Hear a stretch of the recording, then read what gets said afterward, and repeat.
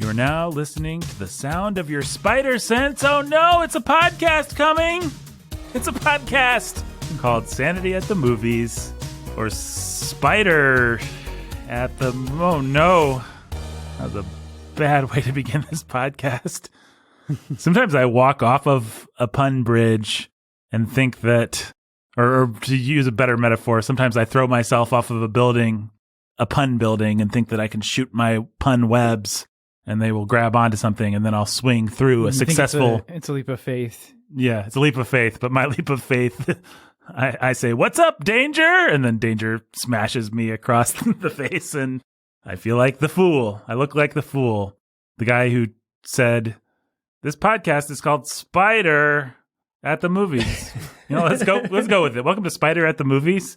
We've got our good friend Ben Spider right there. Hello. How you doing, Ben Spider? Doing well. Hey, why don't you introduce the spider who's a guide who guides her? No! What's up, Danger? Okay, no, we're going with it. This is the podcast. Right. Yeah. Leap of faith. Okay. All right. Welcome to Sanity at the Movies. My name is Nathan. I am your humble and obedient host. Don't know why. We got Benjamin J. Sulzer right there. Hello. And why don't you introduce... You're the preacher who's a teacher of cinema. And we've got the... I guess. That's what he does. First time. Yep. Yeah. And why don't you introduce the third gentleman? Jake Mintzel, the pastor who's the master of film. Film? How many syllables can we pack into At least a couple. Film. Ben's from Tennessee. Ben is That from explains Tennessee? it for sure. He's the only 10. Louisiana before that. We see. Fun fact, I went out with a girl one time, and I printed out a bunch of pickup lines from the internet. And when she got into the car, I said, "Are you from Tennessee? Because you're the only 10 I see." And she got back out of the car and left. No, we made it 3 dates. Then we broke up. She wasn't very impressed. She was like, and I was like, maybe this will work. And it didn't. Fact check. Well, in any case, we're here to talk about Spider. What is the technical name of this? Spider-Man Into the Spider-Verse. Spider-Man Into the Spider-Verse. It is not Spider-Man Turn Off the Dark, the hit Broadway musical. It is not Spider-Man Far From Home, the second Tom Holland movie. It's not Spider-Man Home No Way. No. What's... No Way Home is the forthcoming. Far From Home is the second, and Homecoming is the first. Yes, that's right. Well, we're here to talk about all things Spider-Man, and specifically the movie Spider-Verse. Jake, you wouldn't be telling tales out of school to say that you suggested we talk about this movie. Yeah, I threw it out there. And why'd you throw it out there? You want to? Because I was watching it with my kids, and I thought on a Friday night, and I thought I would kill two birds with one stone. I won't have to do anything else. And this was like 2 weeks ago, and I thought we were recording last week. So, anyhow. Well, I'm glad you guys weren't watching Milo and Otis, because I would not have thrown that out. Well, we just wouldn't be watching it. Yeah, exactly. But you're a big Spider-Verse fan. I think I'm not telling tales out of... No, I love that movie. School. It's great. I put it in my little top 10 time capsule thing. Of movies? Or of superhero movies? Or what is this? When we did our thing earlier this year, Oh, yeah. This was one of your...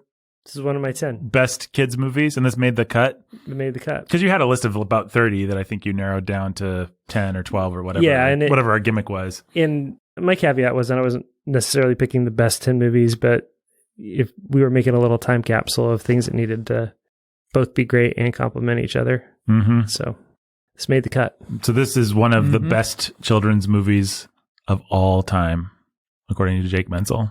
Right. Who loves being boxed into that corner at the beginning of the podcast. Yeah. That's not a good frame to put on it, but it's a good movie. I wouldn't be misrepresenting you to say you would consider this to be a good it's great. or a I great love movie. Ben, what is your baggage with Spider-Man Into the Spider-Verse? I love Spider-Man. Always have. And I don't know. I was hoping it would be cool. It was really fun. That's about it. Well, my baggage is that the day that I saw this movie, it was the first day that I met the future, at that point, now current, Mrs. Sulzer. Well, all right. Now we're going to... All right. You're right. There's extra baggage, Nathan, that goes with this movie. And it was the first time that my now wife had visited me in Bloomington, where I lived. And first time she met you guys, actually. Yeah. And so it was fun to see this movie with her. It was also not the most fun time to see this movie with her because we were still figuring out our relationship. Did you hold hands? A little, awkwardly, during the movie. Maybe, I think we did. We both had our minds on other things. Like, is this going to work out? And is she going to like my friends, Jake and Nathan? And is this a fun time at the movies? And what else should I be thinking about? And am I supposed to hold hands now? Or is this not the right time because it's too soon? Or so that was kind of, that was it. Well, you got to take a leap of faith. I did. Faith in what? I don't know. Yeah, right. Just take a leap. That this will be the right movie to take your sweetheart to. Well, I actually had a very similar experience because I was dating my ex-wife. No, my current wife, ex-girlfriend, wow. then current girlfriend, pre-wife, or maybe we were engaged at that point. I don't remember. But anyway, we were dating, and so and it was one of the first movies that we saw together, and so there was just you're so hyper aware of. Is the other person enjoying this? Yeah. And then you added the complication of Ben's girlfriend is here. Am I going to like her? Is she going to like me? What's this going to be like? And then you have Jake there and Jake's kids. So there was just like a lot of crackling energy in the room. And it was distracting. It was distracting. From the movie. And so I enjoyed the movie. I remember enjoying the movie. But I had not gone back to it since. I had not been compelled to go back to it since. I've seen the Tom Holland first one a couple times. I think that's my most recent experience with anything related to everybody's favorite web slinger. But I had not really ever had a chance to litigate this movie apart from all those emotions and things that had absolutely. Did you actually enjoy it? Because we came out of the theater and you're like, that movie was terrible and I hated it. I think really? Did he say that? I think that I would not have said that. That is definitely the legend, and that is definitely kind of the cartoon version of what Nathan would say after a movie, because Nathan always wants to prove that he is smarter than all the idiots that like things that are popular. That being said, the movie's pretty undeniably great, entertaining, and a good time at the movies.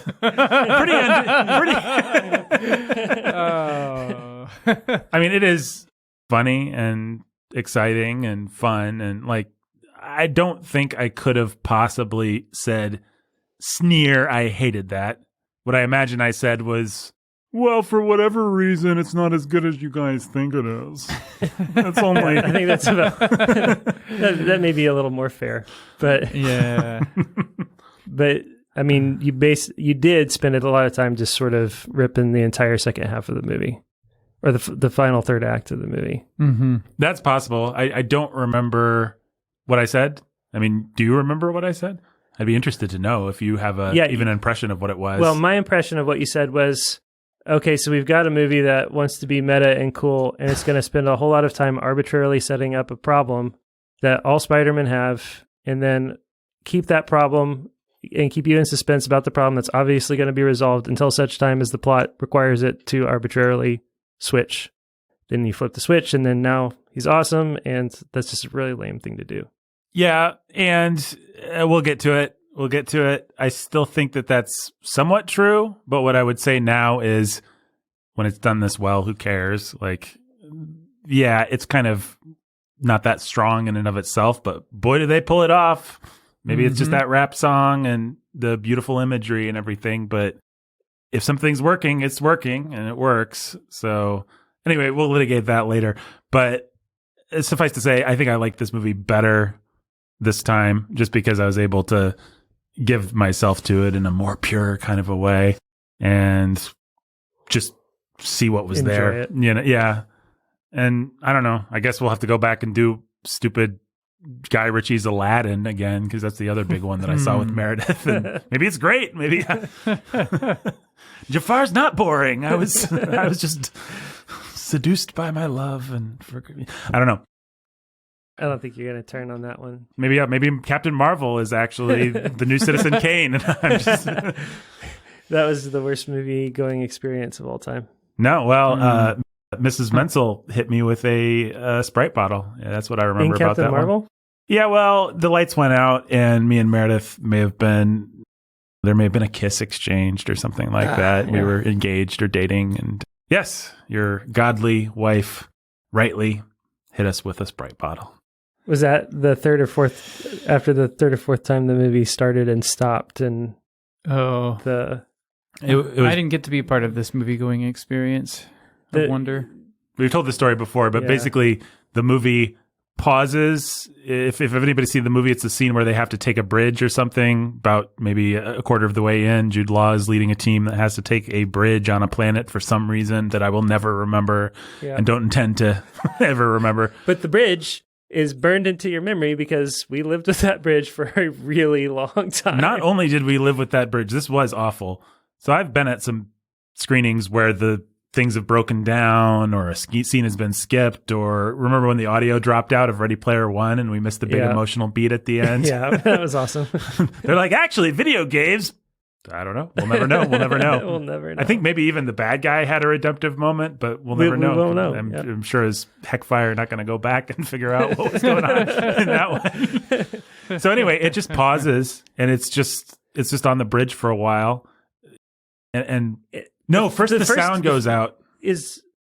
At one point we had sound with a frozen frame, and at another point we had no sound with the movie moving forward, and then we had stops and starts. And I get the order of how it happened mixed up, but man, it took about 10 minutes. Well, and then the worst part happened, which I'll get to. But basically the way that I remember is the sound went out first, and you it felt like maybe for a minute it was part of artistic. Oh yeah, you know how the sound will drop out in the middle of a battle scene or something like that. It kind of had that vibe, but then the audience slowly realized, oh no, the sound just dropped out, and people started catcalling or not catcalling. That's what you do to a lady if you're a bad person. Yeah. But what is it? Yeah, just booing. Turn on the sound, boo! And everybody I think was pretty primed to boo because people in Middle America and everywhere we didn't actually like Captain Marvel. I don't think anybody liked it. Yeah. And so anyway, people start booing. Only people who lied. Yeah, there were some people that lied. Some whipped males that lied. And some shrewish females that liked it maybe, but lame. So anyway, then the film, after just playing silently for a couple minutes, as I recall, maybe it was just 45 seconds, but it felt like an eternity, it pauses. And then it starts to back up, like as if someone's rewinding a DVD. And then it starts to play the bridge scene again. Whatever the problem is reoccurs. Suddenly, there's no sound. People start booing. Then the movie shuts off. The theater just goes black. It's kind of a little bit disorienting to be in a room with 400 people or whatever, because this was a packed opening night crowd. Yeah. And suddenly, just in black, Nathan and Meredith have some canoodling. They get hit with the Sprite bottle by the aforementioned godly woman, wife of Jake. And I don't remember whether that stops them in their dire course or not. But in any case, then the worst thing happens. The worst thing that's ever happened to any of us happens. We've been in this theater in this terrible movie for 30 or 40 minutes now. Enough of the movie's gone by that we're like, oh no, they're not pulling it off. We're not going to like this one. Brie Larson's annoying. Yeah. We already know we're in for a slog. The movie starts over. They start it from the top. From the top. And we have to sit through the whole movie. Suddenly the Marvel credits thing comes on, and I think half the movie theater started booing again. Yeah. It was just are you serious? Probably the worst Marvel movie, and the worst way to see the worst Marvel movie. It's amazing. Oh. It was absolutely amazing. I'm happy to never have seen it. And they didn't do a single thing to placate us.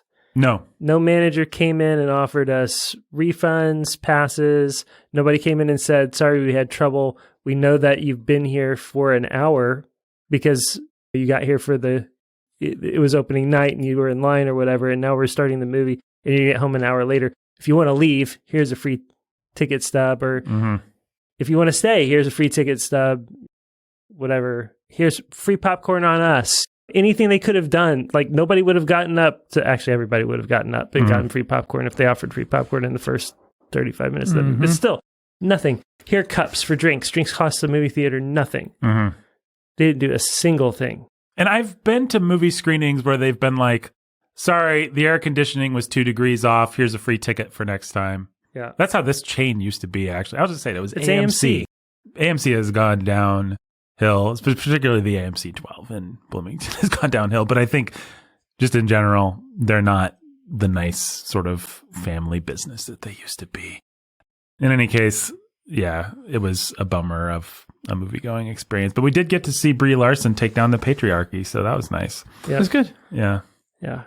And we got to see Marvel make probably the best possible use of Jude Law. Mm-hmm. You know, if you're going to cast Jude Law into the MCU, the thing that you do is make him the villain of your Captain Marvel movie. And eventually, just like every man, the butt of the joke. Yep. Brilliant. Good job, Marvel. Well done. Yep. At least Brie Larson sneered and showed no vulnerability whatsoever or any kind of likable attribute. Because arrogant, sneering people are... There aren't many actors out there that are more likable than Jude Law. And there aren't many actresses out there that are less likable than Brie Larson. It's true. And I mean, just what a joke. What sheer stupidity. And that is what we thought of Captain Marvel. Thanks for listening, everybody. So, Spider-Verse. Definitely better than Captain Marvel. Way better. We established that at the outset. The only question today that lies before us is how high on the ranking of great superhero movies Spider-Verse goes. Well, I don't know, Ben. Is that the question? Do you want to claim? So Jake has claimed, I think we can say, that Spider-Verse is one of the great superhero movies. Is that putting words in your mouth? No, I think it's one of the best superhero movies ever. Ben, I really love it. Would you like to make a counterclaim? I think that, yeah, I'll leave it there. But I really think when you take all things into consideration, it's... So you might not declare, you might not give it the crown, but this is going up there with The Dark Knight, with The Incredibles, with anything else that somebody might want to throw into the ring. Yep. Would you would you do that, Ben? I think I would.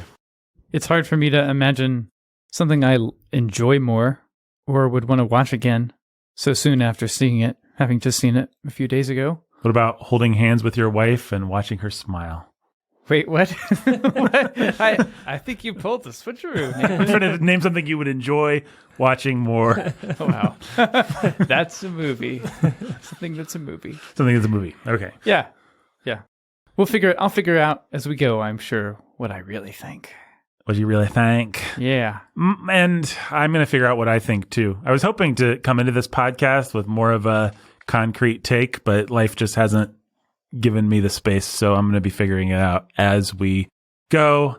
I don't know. I have ambivalent feelings, and we'll talk about from whence they spring. Mm-hmm. But let's talk about Spider-Man real quick. You guys want to talk about Spider-Man? Of course. So, 1962. Let me take you back to the golden age of 1962. Kennedy hasn't been shot yet, I think. I don't know. That was 63, right? Maybe that was 61. I don't know.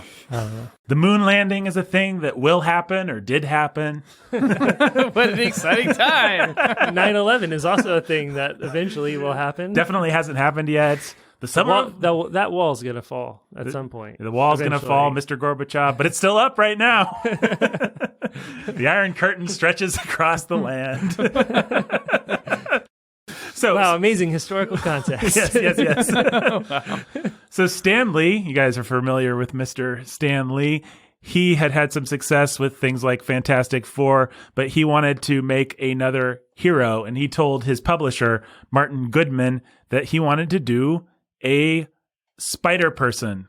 And Martin Goodman hated this idea. He thought that this was such a dumb idea. And if you think about it, or if you know your comic book history, you know how weird and sort of off-kilter Spider-Man felt, how non-intuitive. First of all, he's a spider anything, and people don't like spiders. Like, if you'd never heard of Spider-Man and I just said, he's a guy with spider powers, spider, gross. Cockroach Man. Does that sound good? Would you be interested in that? He was a teenager, and heroes were supposed to be men. Superman. You had your Robins and stuff like that, but basically your heroes were your Superman, your Batman, these iconic, manly, square-jawed figures. So that was a no-go for Mr. Martin Goodman, Stan Lee's publisher. Part of the pitch was that he was going to have pimples, he was going to have money troubles, he was going to be put upon. And once again, Martin Goodman's just like, why? Batman's a millionaire, Superman's the son of Krypton. Like, what kind of an aspirational hero, Herculean figure is this? He was not going to have a mentor figure, which was kind of weird. And the publisher basically just hated it, but said, all right, Stan, you can try it out. We're not going to like assign a line of comics. We're just going to let you try it as a one shot in our series, Amazing Fantasy. And so Spider-Man premiered in Amazing Fantasy number 15 in 1962. That episode now most recently went for $1.9 million. But that episode, you mean that issue? Sorry. Yeah. So you have to understand the history of Spider-Man, start with how strange and outside of the box. I mean, it would be like if I was like, hey guys, let's do a podcast where the music is louder than the vocals. Like, just let's do everything the most annoying, non-intuitive. The difference being it was a good idea, right? And it worked. Stroke of genius. It was a stroke of genius because Spider-Man is the first relatable hero. He's not a millionaire in a mansion. He's not the son of Krypton. He's just a high school student. It's not about aspirations. It's about what if I was saddled with tremendous power. And as such, the soap opera of Peter Parker's life, his relationship with Gwen Stacy, and then later MJ and all this stuff really worked, and people really bought into it. And he was an aspirational figure, but he's kind of the first beta aspirational figure or nerd or whatever you want to say. He's this quippy guy who's intelligent, but he's put upon, he's bullied. He doesn't have anything great or super about him outside of the fact that fate chooses him to bestow this power. And it's like they say in Spider-Verse, anybody could have gotten this, but it just happened to be Peter. Mm-hmm. And very early on, they established the classic story that we've all seen a million times, and the uncle that dies because Peter doesn't take responsibility. The whole, what's the line? The line is great power. Yeah. Comes great responsibility. Did not actually originally belong to Uncle Ben. It was just a line in a little box. You know how boring old comics of the era would narrate everything. Spider-Man swings swiftly across the building using his, it's like, I know, I can see the picture, you idiots. He was a high school student. He was quippy, which is also new. Batman and Superman, very stoic, kind of grand individuals, very operatic, but Spider-Man's just really down to earth, really relatable, has, like we said, pimples and money problems. That was Stan Lee's formula. Nobody thought that it would work, but it worked out of the gate. It was a huge success. By 1963, Spider-Man has his own line. And I don't think I've even wrapped my head around why people love Spider-Man so much. I mean, he is arguably the most popular among children, especially, character. I mean, people just love. I remember seeing Civil War when Tom Holland shows up. Everybody's just like, yay! You could feel the energy shift in the room. Spider-Man! We love this guy. People love Spider-Man. I don't know. What is it? I mean, I've just named some things that people like to talk about, but is there something? I mean, what I think people, it is that whole thing of anybody can wear the mask. Anybody could be behind that mask.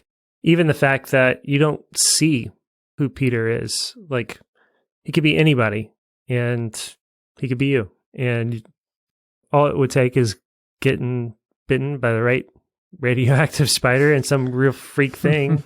And yeah, he is an audience surrogate. The kids can jack into this story, like jack into the Matrix style, like in a way that they just never could with Batman or Superman. Batman and Superman stand outside of us. Even the Fantastic Four stood outside of us. Superman or Spider-Man, he just is us. He still has all the same problems that we have. Right. He just has these superpowers to deal with too. Well, there's also, I mean, as a kid, I remember in elementary school, we had these Spider-Man comics in digest form. If you guys remember those, they were like these. They weren't full-size magazines. They were little digests. that contained a bunch of Spider-Man stories at once. Right. And it was super fun. And I would read those whenever I was allowed to read something from the shelf in my elementary school classroom. And I always, as a kid, liked his powers because it's not just flying around. It's like, it's more limited. Yeah. It's more like you have to problem solve if you have Peter's powers. Superman just does what he wants. He problem solves sometimes in his own insane way. So does Batman. But Spider-Man is like, well, yeah, he can swing around and lift stuff, but he can't lift like everything, and he can't fly away, and he might run out of webbing. And he just has all these fun limitations that make his powers fun to watch and imagine. I think that's a really great insight. It's like, have you ever been imagining, like, what would I do if I had $1 million? And then some idiot ruins the conversation by saying, as long as you're imagining, what if you had $1 trillion? It's like, no. It was way more fun to imagine what I would do with with $100,000, actually. Right. Like, I can only spend so much, and I have to allocate. Yeah. Spider-Man has that charm that Batman, weirdly, although you'd think he has limitations, he really doesn't, because he can always pull a new gadget. He can always have the drop on his his enemies. Batman's like, what if Sherlock Holmes was the superhero, and he already thought about that problem before he got to it? But he's way ahead of the audience, whereas... Right. That's right. Spider-Man's not. Yeah. Spider-Man's not, and that's... Hey, here's a little plug for a Spider-Man movie I have a special place for. Oh, no! In my heart. Why am I Amazing, not surprised? Amazing Spider-Man 2. One thing that his action scenes do better than any other Spider-Man movie, just in this one movie, is they show him actually tactically thinking about what to do given his limitations. Mm-hmm. Like, you can actually see him figuring out, shoot a web here, get here, quick grab that. He's just thinking on the ground. He's just trying to figure out how to survive and win. And that's really fun to see. I mean, other Spider-Man movies do that, but it's really fun. Yeah, anything that gives you the sense of you're a kid who's not been taught how to fight. Mm-hmm. You're a kid who's just feels this responsibility to throw himself into these situations. And so, okay, well, now I got to figure it out. Now I got to figure it out. Now I got to figure it out. That's cool. That's fun. Yeah. It's really cool. And he has quips, and he uses them strategically to distract his enemies. He's always got his patter. And that felt really new and fresh. I mean, now we're so used to the Marvel formula. This became the Marvel formula, which we've seen in all the movies. Mm-hmm. All these guys, they got jokes. They got quips. That's That's just Marvel.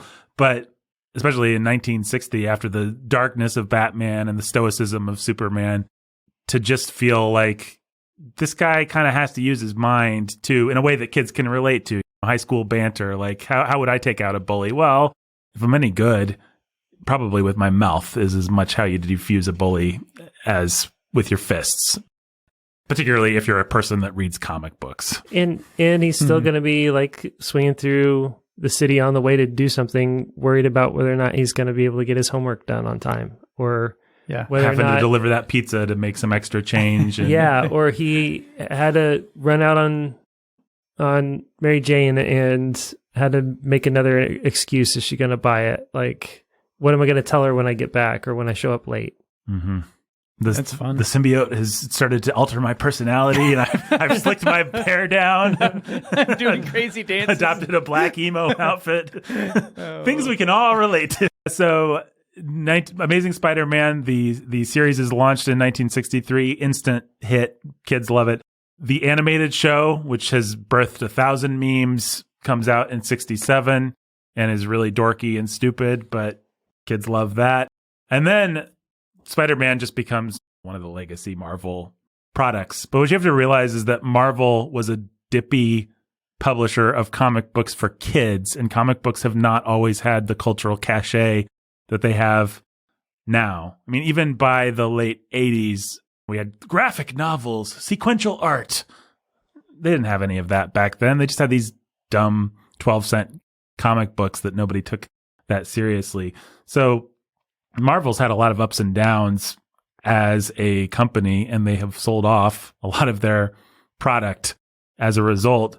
And they actually sold the rights to the cinematic Spider-Man in 1985 to Canon Films, which B-movie fans are fans of Canon Films because they made a bunch of crappy Chuck Norris and just bad Rambo ripoff kind of, or Death Wish Part 4, those kinds of things that people like tend to come out of Canon. So it's not like they sold it to Paramount or 20th Century Fox or something. They sold it to this B movie producer studio, which will show you how little cachet Spider-Man as an intellectual property and Marvel as a company had in 1985. Marvel actually went bankrupt in 1996. But that's getting ahead of myself. Basically, the rights to Spider-Man get sold to this movie company, and then they bounce around, and the comics continue to be some of the most successful comics, but it's not enough to actually keep Marvel. I mean, kids love them, but it doesn't actually keep Marvel afloat.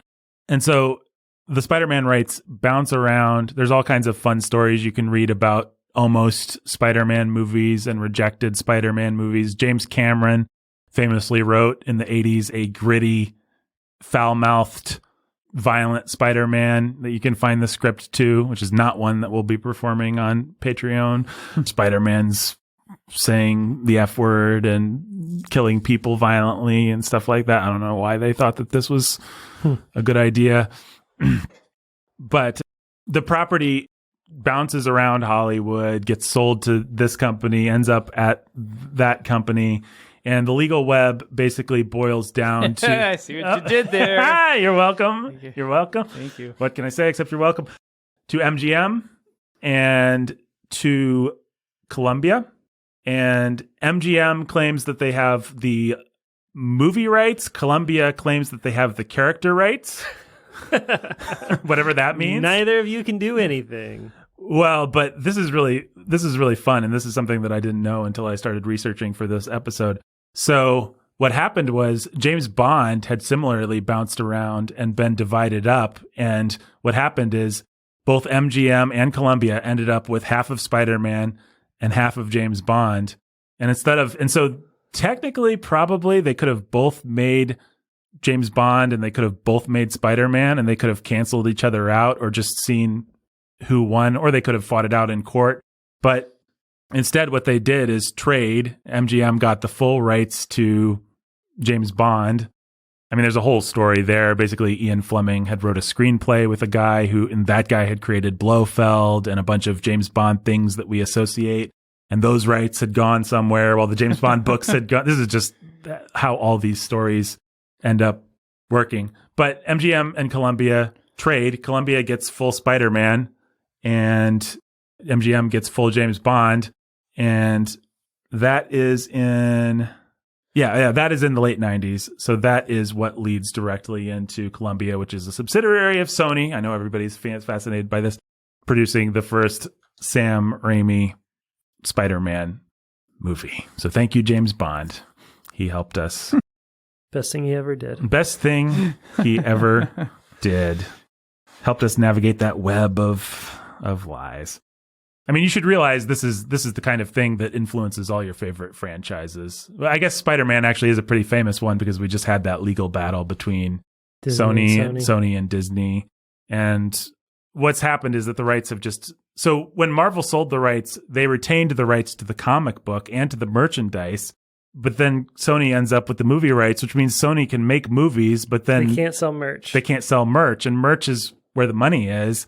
And so there's just been all these back and forth deals, and it's nice that they were able to make it work and have been continually able to make it work for the MCU.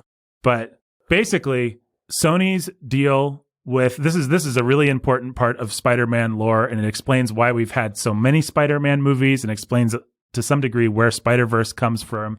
Sony's deal when they bought the Spider-Man rights from Marvel in the 90s was you have to share such and such amount of profits, and you have to make a Spider-Man movie every 5 years. If you do not do that, the rights revert to Marvel. And to this day, if Sony ever just couldn't get their act together and failed to make a Spider-Man movie in 5 years, Marvel, which is now owned by Disney, would get it back. So Disney would love nothing more than for Marvel to just drop the ball. For Sony to drop the ball. For Sony to drop the ball. It's actually what happened. I think we talked about this on a Star Wars episode with the action figures for Star Wars. Hasbro, I think it was, or one of those companies had the best deal ever and then they let it lapse, and then George Lucas came back and destroyed them, made them pay through the nose, simply because they didn't produce a toy in time or do whatever that, renew the rights, whatever it was.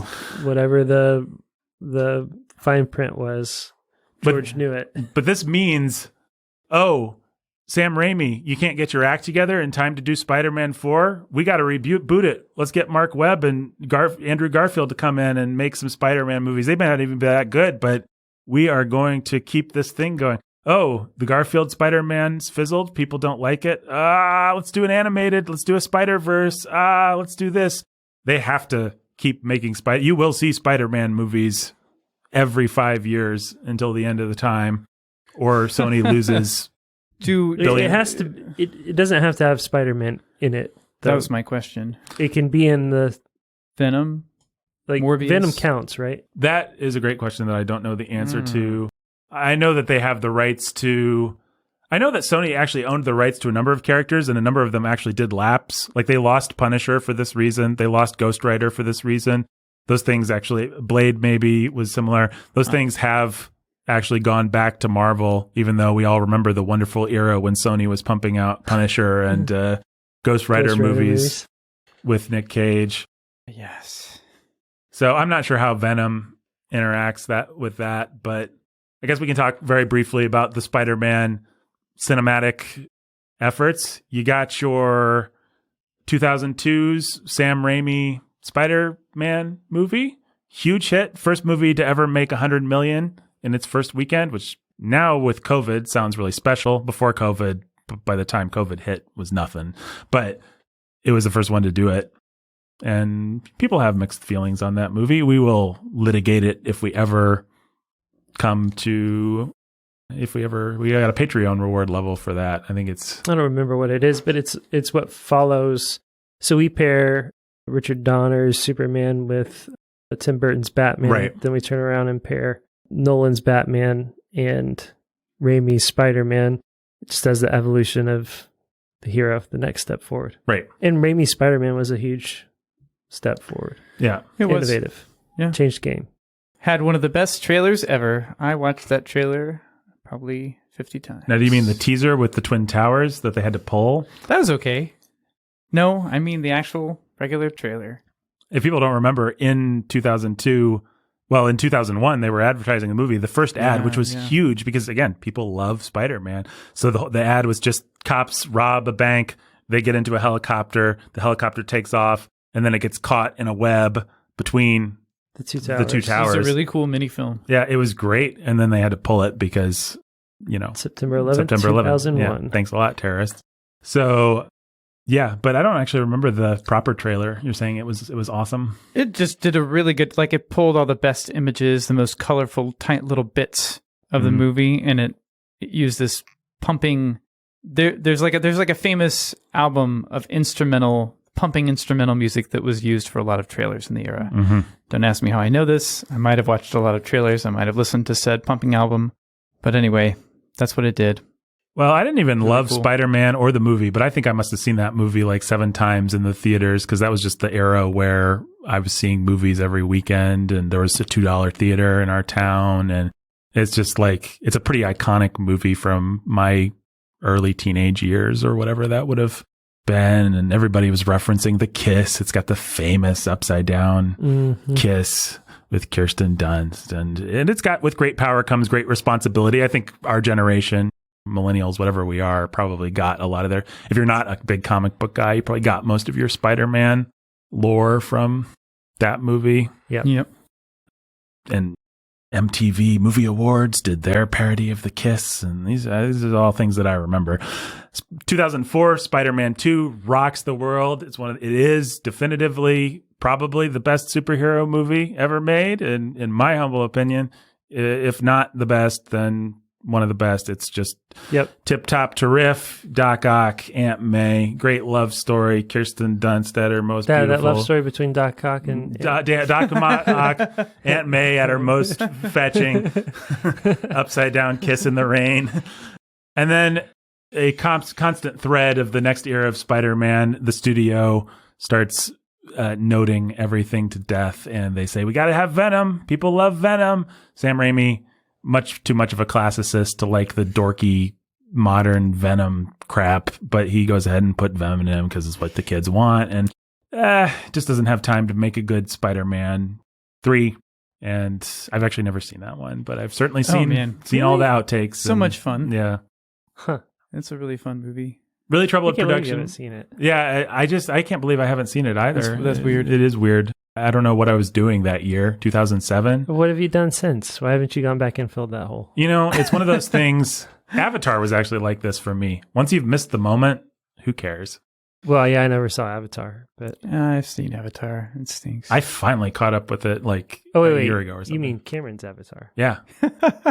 Avatar, the Last Airbender. That is what my mind jumped to. I like Avatar, but I don't like Cameron's Avatar. No, I've seen Cameron's Avatar. Yeah, I was surprised to hear. I thought I was the only one that had waited that long for Cameron's Avatar. Sam Raimi wanted to make Spider-Man 4. He felt so burdened to make it great, to make up for Spider-Man 3, that he could just, his narrative is he could never figure out how to do it. And he literally just could not do it in time because the studio said, we have to put out another Spider-Man movie. We've got this five-year window. So Mark Webb's Spider-Man comes along in 2012. And then part 2, Ben's favorite movie of all time, Amazing Spider-Man 2, comes out in 2014. Woo-hoo. And It was good enough to kill it. yep, those movies suffer from a lot of curse of the studio mandate. We got to get this in. This is the era. No kidding. 2012 is 2 years after Iron Man. It's around the time that Avengers is hitting. Oh, we have to do shared universe. Everybody wants to do a shared universe, and that's what kills that series. Is they're so desperately trying to set up the Sinister Six and take the shortest path to Venom and everything like that, and it's just Too much. flaming garbage. We will one day litigate if there are redeeming qualities, as Mr. Sulzer claims. I claim it. Not for the first one, though. They are made by Mark Webb, though, who was born apparently to direct Spider-Man movies. Anyway, then we're now into recent history that most people probably remember. Sony and Marvel start negotiating.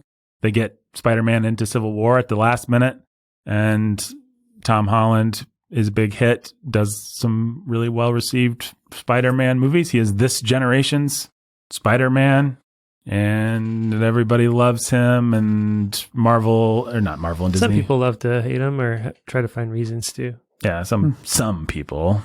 Amazing Spider-Man 2 fans, most of them. In any case, I did not love... I barely remember Tom Holland's most recent movie. I don't think I loved it, but I did like that first Tom Holland movie quite a bit. And I just like Tom Holland. He is a charming Spider-Man. Yeah, in general. Homecoming was good. Is that the first one? That's the first one. That's the Michael Keaton one. Yeah. Michael Keaton, which, you put a guy like Michael Keaton opposite Tom Holland. That's... Michael Keaton's awesome. He's pretty great. He's finally decided, I'm just an angry, bitter person, and I'm going to play those kinds of roles. Why try to be likable? Not that I ever tried that hard. Just two more observations about Spider-Man. I would argue the second best rogues gallery after Batman's rogues gallery, far and away the best. No argument. You'd be insane to try and argue otherwise. Batman has Joker, Two-Face. Yeah, I don't have to rehearse it for you people. You know Batman's rogue gallery. It's pretty awesome. Spider-Man. Could you name a better one than Spider-Man after, taking Batman out of the equation? Now we kind of have Thanos and a bunch of people we'd never heard of from the Marvel. Spider-Man's villains are more personal, though, to him. They're just more interesting that way. They go along with this theme, friends of the family turned bad. Yeah, I always appreciated Spider-Man. Great. Who is? Lex Luthor. Yeah, Lex Luthor. I think Superman might be the other argument, but that's basically just predicated on Lex Luthor's great. You got nobody else in your That's right. in your deck. It's not as Brainiac. Yeah. What's the name of the inverse Superman? The Bizarro. Yeah. Abomination or whatever. Superman's. They've all got good. If a comic book has lasted a long time, it's probably because it has a good rogues gallery. Abomination's Marvel. It's not Abomination. That's the inverse Hulk. It's Doomsday. Doomsday. Yeah. That's what I want. That's right. No, I think Spider-Man has a really fun rogues gallery. Well, I've always appreciated it because I think Batman has a great line in Psychopaths, and I love the psychopathic rogues gallery of Batman. So much fun. But the broken, misunderstood Spider-Man villain is a really fun contrast to that, you know. The person who's just... And Sam Raimi, it's one of the reasons I think I do like his Spider-Man movies the best, because he always leaned into... Norman Osborn wanted to do something good, but the military... And then his son was... I'm something of a scientist myself. Right. And then he also is kind of a psychopath. Right. Sort of a sad psychopath. Like, you feel sorry for him. Yeah, and Doc Ock, he just wanted to get the Control the sun. He just wanted to control the sun, you know? Doc Ock is not as Harness sympathetic the in the power of comics. star. He's more just like a jerk. Yeah, kind of a hulking maniac. But Yeah. but Doc Ock in the movies, he sacrifices himself at the end, if I'm remembering correctly. That was very, very sweet. And then Sandman, he just wants forgiveness for trying to watch out for his daughter or something. I don't know. Yeah. The other thing that I think is probably worth saying about Spider-Man is, short of Lois Lane, who I've never liked, Spider-Man has far and away the most interesting and attractive, especially to young teenage boys, love interest. Mary Jane is a great fantasy figure, and I think you can't overstate her importance to the whole legacy of Spider-Man. Gwen Stacy was before her. Yeah. Gwen Stacy's death is an iconic thing, and Gwen Stacy as a character is good, but I just think MJ, who I was reading, was based on Anne Margaret's appearance in Bye Bye Birdie, which is a very quintessential figure of attraction from the 1960s, if I can put it that way. The mini skirt and sweater and long hair and stuff like that, red hair. I don't know. MJ's just, she taps into that, the girl that we all wanted in high school and never thought we were cool enough to get kind of thing. But then he gets her. I mean, could you name a better love interest? Or could you name a love interest outside of Lois Lane? There's a few that we know from the movies. Rachel Dawes, but that great character. Pepper Potts. Pepper Potts, yeah, sure. I mean, I like Pepper. But in terms of just the iconography and the feeling and the way that this taps into desires, MJ is really at the top of the list, I think. I mean... Yeah, I mean, you have a problem with MJ just from a story perspective, because she becomes a model and an actress, and so she's never really in a position to play more than the damsel in distress. Mm-hmm. So I think you get a lot of that sort of thing rehearsed and repeated, but Raimi did a good job of making her the girl next door with the troubled home life, and it brings depth and interest. Yeah, that's the right move. All kinds of ways, but yeah, it's really sweet. It's really cool. And they've done so much work on that when we get to talk about our movie, all we need to know is that Peter B. Parker blew it with her, and it actually understand everything. No, there's a whole lot of resonance. Yeah. Yeah, as far as the girlfriend. Well, and you just get to fill in a whole lot. She wanted to have kids. Mm-hmm. Well, we all understand why Peter B. Parker wouldn't want to have kids and would be afraid of that. And we all understand why that would end it with Peter and Mary Jane in an alternate universe. Yeah. Mm-hmm. Well, and Stan Lee always said that Gwen Stacy was actually supposed to be the girl for Peter. But once MJ showed up, MJ was actually intentionally written to be kind of spunky and annoying. And she was the girl that Aunt May was going to set Peter up with and be like, you should like this MJ. And he's like, no, I like Gwen. She's my dream girl. But MJ just has such a personality that the way Stan Lee describes it, she just took over the second that she showed up. Her famous, the first panel of MJ, you can find it easily, is her standing in the doorway, all ready for a blind date. And her famous line is, face it, Tiger, you just hit the jackpot. Yeah. And Tiger is just a fun little catchphrase that stuck. Yeah. And they channel so much, and Raimi's movies did this well, and the Spider-Man has done this well historically. They channel so much teenage angst, just the dream girl that I pine over, and I know I'd never be good enough for her because I'm just some dork. But hey, if I have spider powers and I'm saving her from alleyway assault guys, and then we're kissing upside down and all this kind of stuff, I guess there's a chance. I guess there's a chance, yeah. Being able to thread that needle of she's this object of desire that's completely out of my league, but now she's not. She's out of Peter's league, but She Nobody's out of Spider-Man's league. That's right. She'll be caught in his web. And then Stan Lee, for as long as he was running things, just really leaned into the soap opera of it in a way that was pretty smart. She's going to become an actress. They're going to have their ups and downs. They're going to get married. Spider-Man had a life outside of being Spider-Man that you could really just follow over the years. And it was good. Okay, we're almost to the movie, folks. Just a little bit more context that you'll be pleased to have. Spider-Ham appeared in a one-shot humor comic book called Marvel Tales, starring Peter Porker, the Spectacular Spider-Ham. This was released in November of 1983. Just a one-shot that they pulled in for this thing. Marvel Noir is a line that came out in 2009. It's actually not very old, but it was just, what if the Marvel's heroes were in a black and white noir kind of thing and didn't have any powers?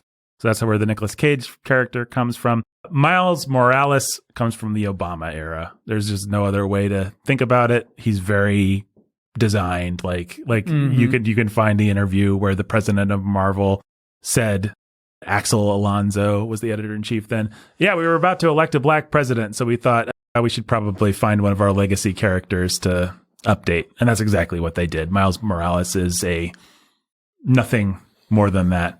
But he's pretty beloved, and I think this movie did him a favor. I mean, he'll always be a great Spider-Man now, whatever his origins were. But his origins were pretty, I don't know if I want to say cynical, but it was just calculated. It was calculated. Yeah, it wasn't like somebody was burning up with the desire as a white guy that wrote Miles Morales, Brian Michael Bendis, if people know who that is. Pretty famous comic book writer. Pretty great comic book writer. Yeah, he's in the movie.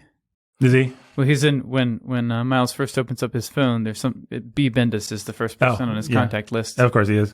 Details all over the place. Lots of details. All right, one last thing that we have to talk about, which is Lord and Miller. What's their first names? Philip Lord and Christopher Miller. Yeah. So these guys are interesting. They are a couple of uber nerds who grew up on things like Star Wars. Imagine that. And met at Dartmouth.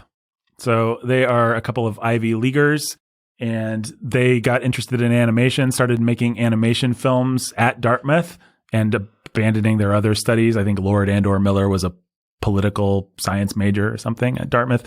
So they both get interested in animation. And then this crazy, like one of those unbelievable Hollywood stories happens. Also going to Dartmouth at that time is Eric Eisner. Eric Eisner is the son of the CEO of Walt Disney Corporation, a little company, little startup you might have heard of at the time. Eric Eisner gets the alumni magazine for Dartmouth. The alumni magazine features these two crazy kids who are making animated movies, some of their featured alumni to watch or something like that. That winds up like just at Michael Eisner's house. Michael Eisner sees it. He's like, oh yeah, well, okay. I'm going to put this on the slush pile. It passes through several hands at Disney and just basically ends up with a random producer who's like, yeah, let's cut those guys a check and give them a development deal. So they're just like these kids. I mean, nerdy, well-connected Ivy Leaguers. They start. It's Dartmouth. I mean, they're not just they're not nobodies. They're not nobodies. They had certain advantages in life. Well, it's important to realize that your cultural elites who tell you your stories, they want to pretend like they're Jimmy Stewart from Philadelphia Story, but actually they're all Katharine Hepburn. Lord and Miller are Tracy Lords. They are not whatever Jimmy Stewart's name is in that movie. And they are certainly not Ruth Hussey. They are a couple of rich brats. So they get this Disney deal. They pitch 1,000 things to Disney. None of it really gets picked up. Eventually, they just get put on Cloudy with a Chance of Meatballs. I've never seen that, but apparently they knock it out of the park. I have. It's fun. Is it good? Yeah. Yeah, it's funny. I've not watched it, but my kids love it. Yeah, I think it's a lot of fun. It's quite funny. They go from that to a really dead alley of an assignment, which is the 21 Jump Street movie. And they have a lot of fun with that and make a crude, vulgar movie that I don't recommend, but in their typical style, they put a lot more creativity into it than I think anyone was expecting. Then they get Lego Movie, and I personally, I haven't seen it for a while. Maybe my opinion would change. I don't know where I'd put it, but I think it might be their masterpiece. It's great. It's just a great movie. And coming off of 22 Jump Street and Lego Movie, they get handed Spider-Verse. And by this time, they are this power producing writing team of uber nerds. Where does Solo fit in? Solo would be in development at the same time as Spider-Verse. Solo, it would be their primary, like they're on the set with Solo. They were actually directing. Right. Solo. They did not actually direct Spider-Verse. They're just kind of the producers and writers and Yeah, overall creative architects, but it's not the same time commitment as Solo would have been. It was their famous Lost. I mean, I'm sure everybody listening to this knows, but they directed 3/4 of that movie and had a whole script and everything that basically got scrapped in favor of visionary genius Ron Howard's exciting vision for Solo. Ben, what is your impression of that robot again? So glad we saw this movie. Yes. Something like that. Yes, I'm always glad to hear. Glad to have Ben have an opportunity to dust off his impression of that great Star Wars character. The thing that they apparently learned on Cloudy with a Chance of Meatballs, apparently that was just a super nerdy joke fest, which obviously these guys are very good at. They are that classic Ivy League educated combination of stupid and smart that is informed Simpsons, which mostly comes out of Harvard alums. There's a kind of sense of humor that a sophisticated, nerdy idiot that writes for student magazines and at an Ivy League university has. That's Conan O'Brien. That's The Simpsons. That's Lord and Miller. But what they learned on Cloudy with a Chance of Meatballs is, our movies have to have a heart or people won't care. And because they wrote this script that was hilarious and it just didn't land.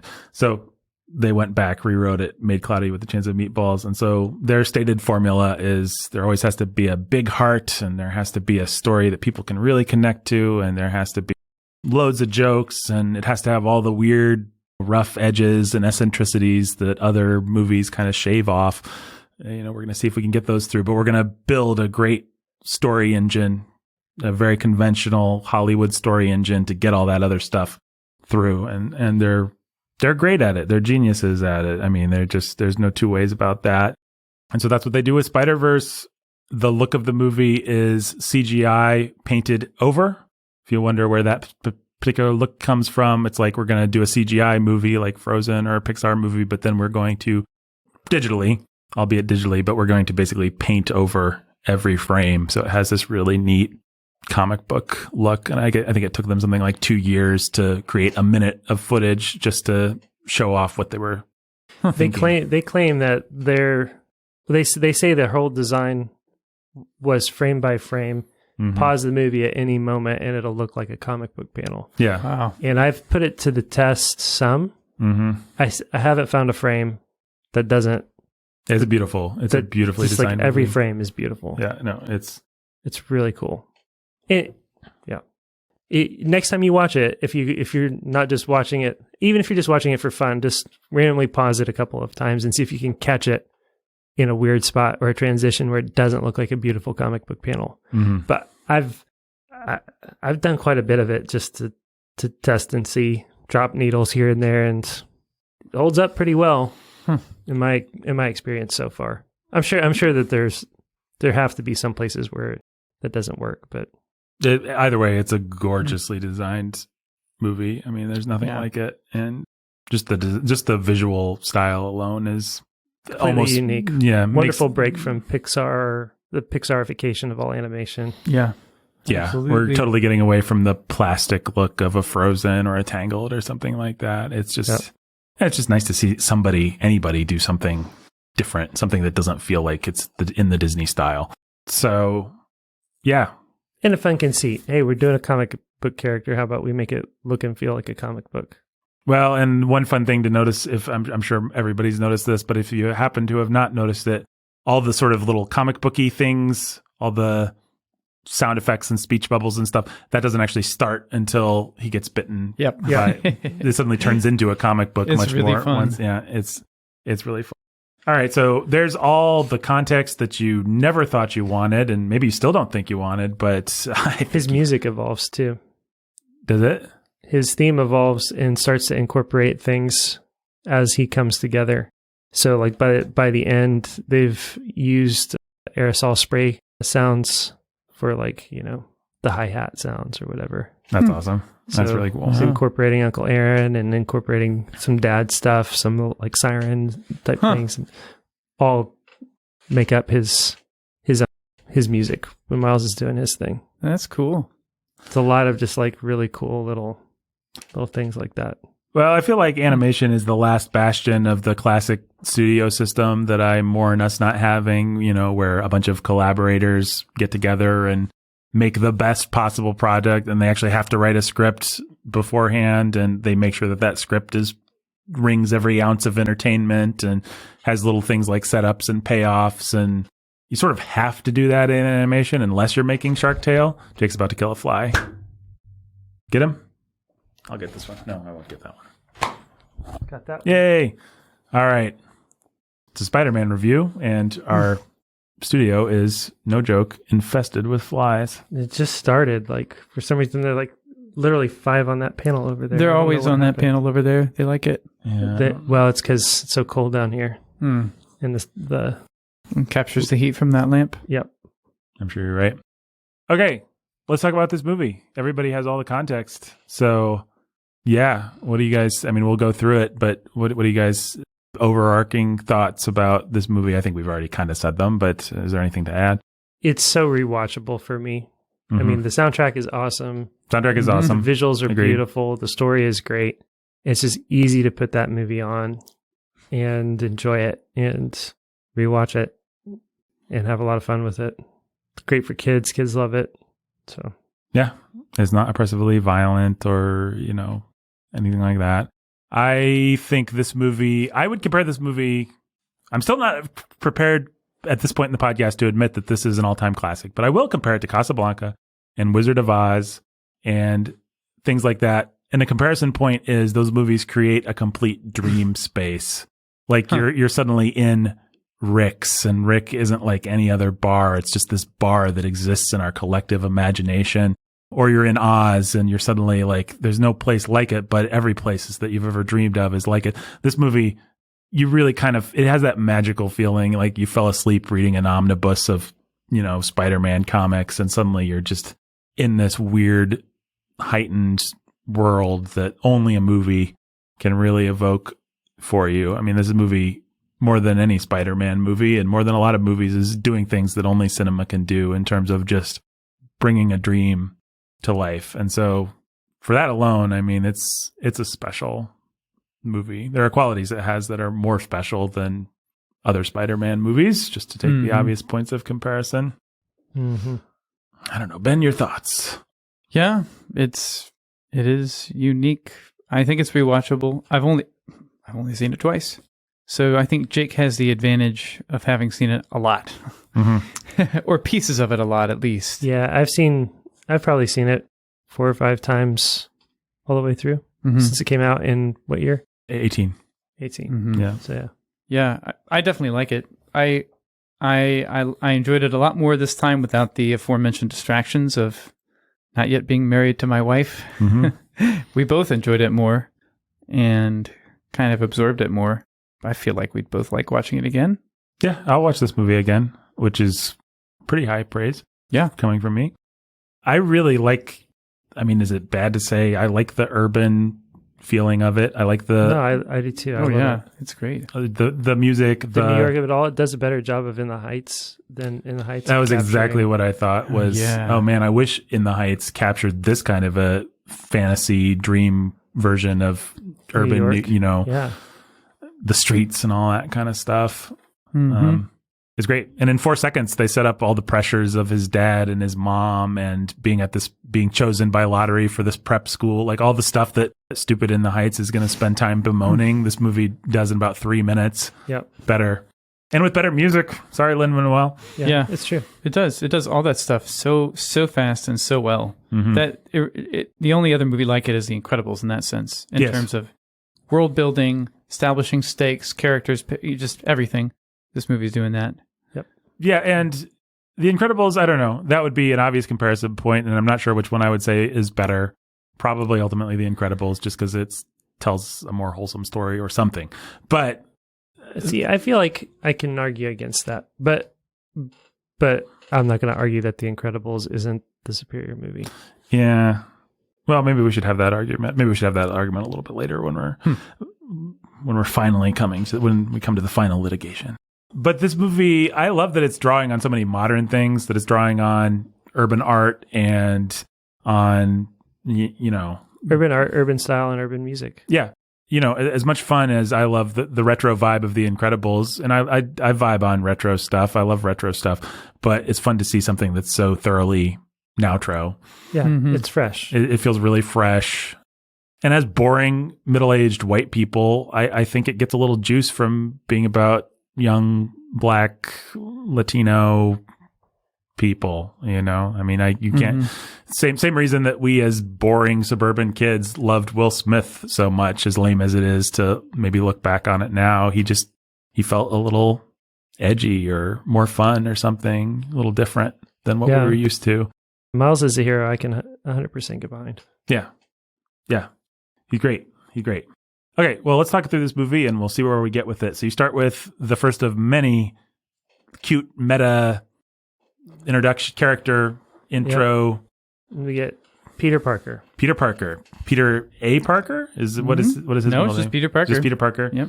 The one and only Spider-Man. Right. And we're immediately in this world of kinetically flashing images and associations, and he's going to say, my name is Peter Parker, and we're going to see a little name tag of it says my name is Peter Parker. We're using the cinematic language of a YouTube video or a television commercial or a Guy Ritchie movie to use Ben's favorite director and the most moral man that Ben thinks that everyone should watch all of his movies. I'm being sarcastic.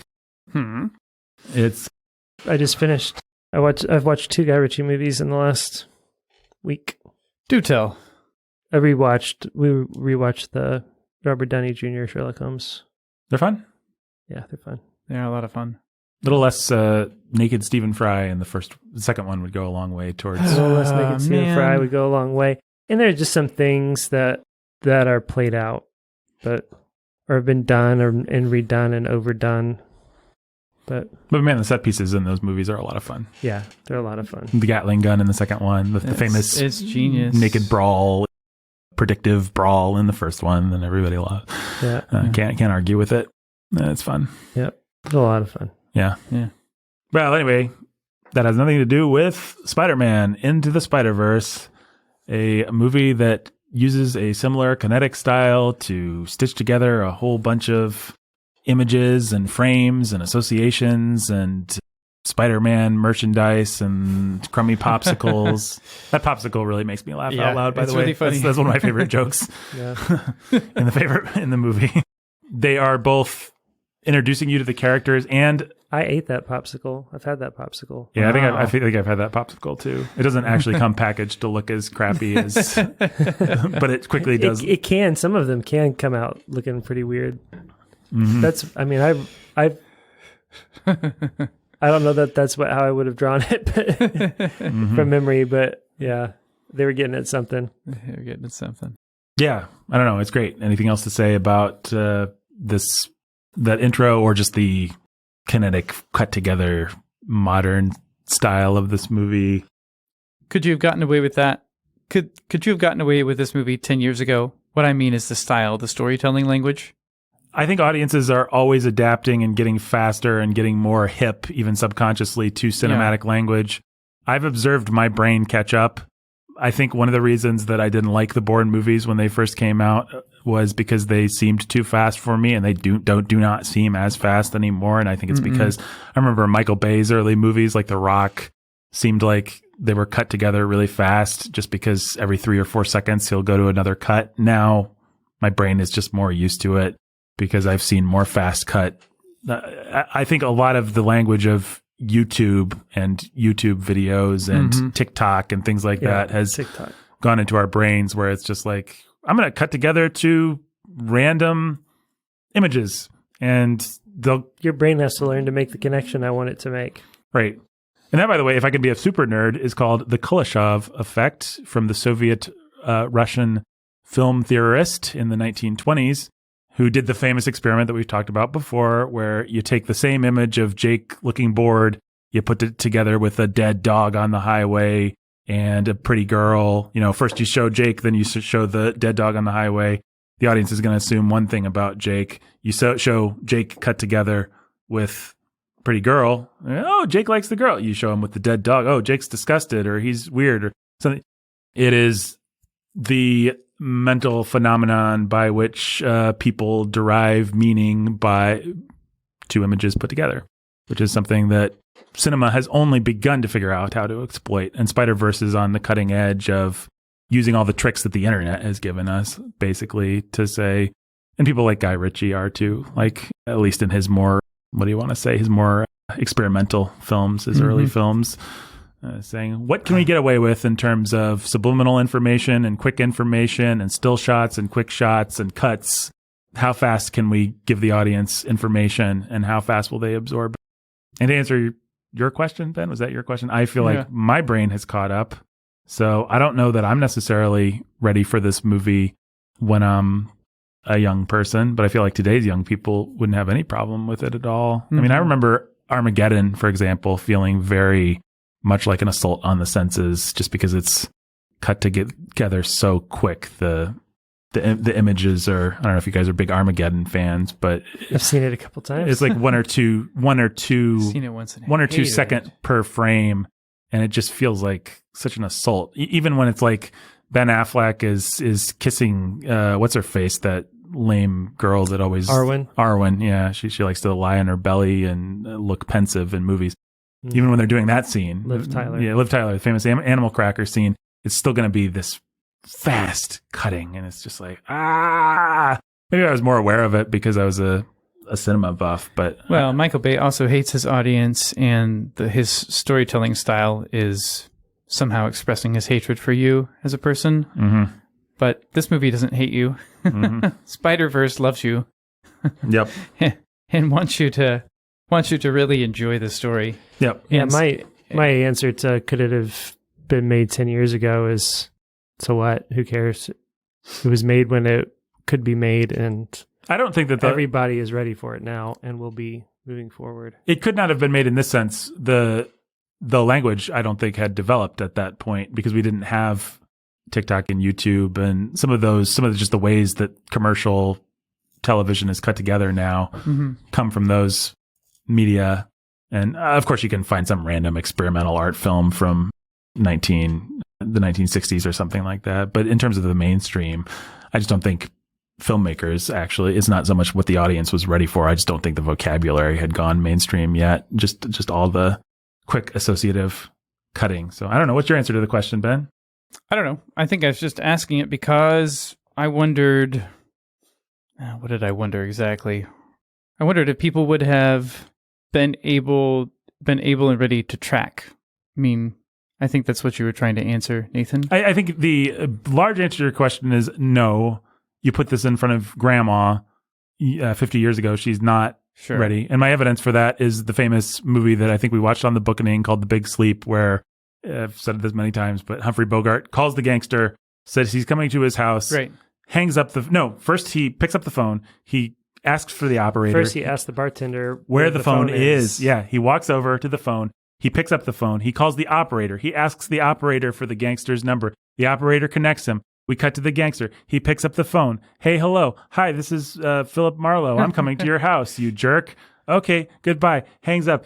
Philip Marlowe walks out of the bar, makes eyes with the girl who gives him his coat, gets into his car, starts his car, drives pulls up to the mansion. There's just so much shoe leather. And, Guy Ritchie would do that in one, Spider-Verse would be like, I'm going there, and we'd be there, Yeah, of course. Oh, you're here? The bad guy. We just cut together to... Yeah, and you needed to get from The Big Sleep to Mos Eisley. Never will you end. Ah, yes. Now we've come to Gondor, City of Kings. Yeah. Like... The stages of development. Yep. I mean, I'm glad. I shoe leather can be pretty boring. You watch the first Dr. No, the first James Bond movie. It's like James Bond spends so much time getting on the plane to the airport. This is supposed to be like the king of like quips and violence and women and everything. And it's like, why are we watching him get on an airplane? Who cares? Because in 1960, whatever, not that many people had been on an airplane. Yeah, and I don't think that the audience wasn't dumb, but I think that they would have been, what? Why is he in Hawaii now? Or why is he, like, how did he get there? He got on an airplane. Did he really get there if he didn't show us? So, yeah, I think our brains are adapting, and it's simultaneously enthralling and exciting, and we can litigate that some other time. But no, I don't think you put this movie in front of a 1930s audience, for example. And sure. Well, I was only asking originally about 10 years ago, just because I feel like I think my instinctive answer is this movie is classy enough in the way it does that stuff that could have gotten away with it 10 years ago. It would have felt much more edgy outro kind of thing, but I think people would have followed it. It's just good storytelling. Well, we had Guy Ritchie 10 years ago doing similar things, and other filmmakers, indie filmmakers doing these kind of quick associative cuts. It's awesome, and it's well done, and they hold on everything just long enough. It's not Michael Bay just throwing a bunch of footage in a blender. No. Well, and also they are so keyed into the fact that everybody knows this story. Everybody knows these images. We literally have an image of Uncle Ben walking into the light, and everybody just knows, oh yeah, he died. Like yep. You have a bunch of things that wouldn't make sense. You have an inversion where it looks like MJ's upside down, but actually it's Peter who's upside down for whatever dorky reason.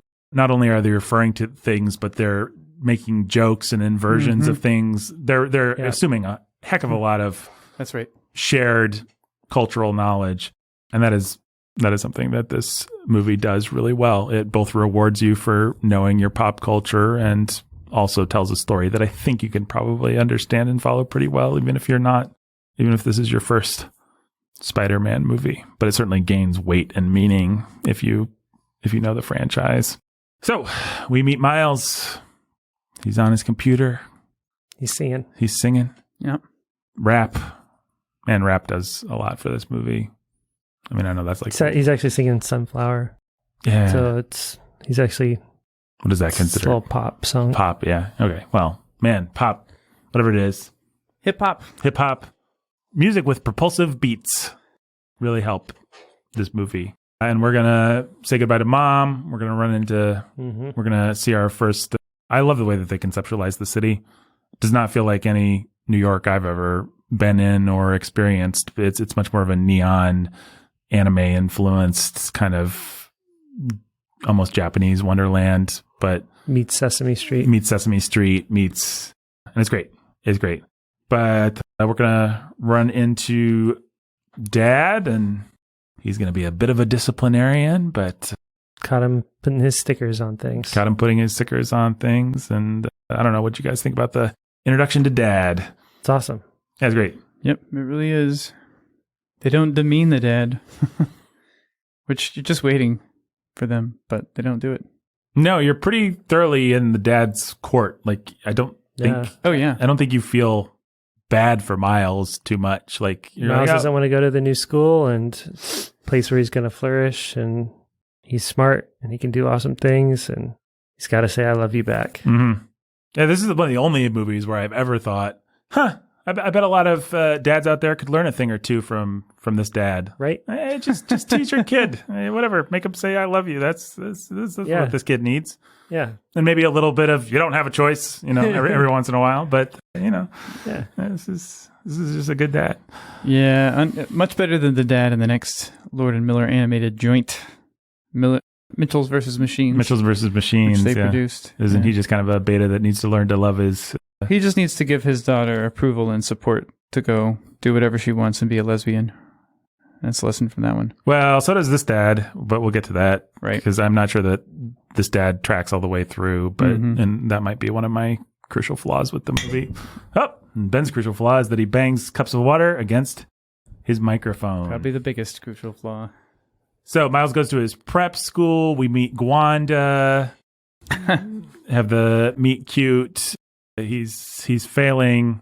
We've got the sardonic teacher. Do they come in any other flavor in movies? I think teachers are always either authoritarian or likable and sardonic, or inspirational and Robin Williams-y. Those are the three kinds of teachers There's totalitarian jerks. There's sardonic, well, hello, Mr. Morales. Think you know, did you think you'd take a seat? There's that kind of teacher. To be fair, I don't know how many more kinds of teachers there are. Well, in real a life. movie that's introducing characters and trying to move the plot along while framing it as happening in a school, you just throw a type out there.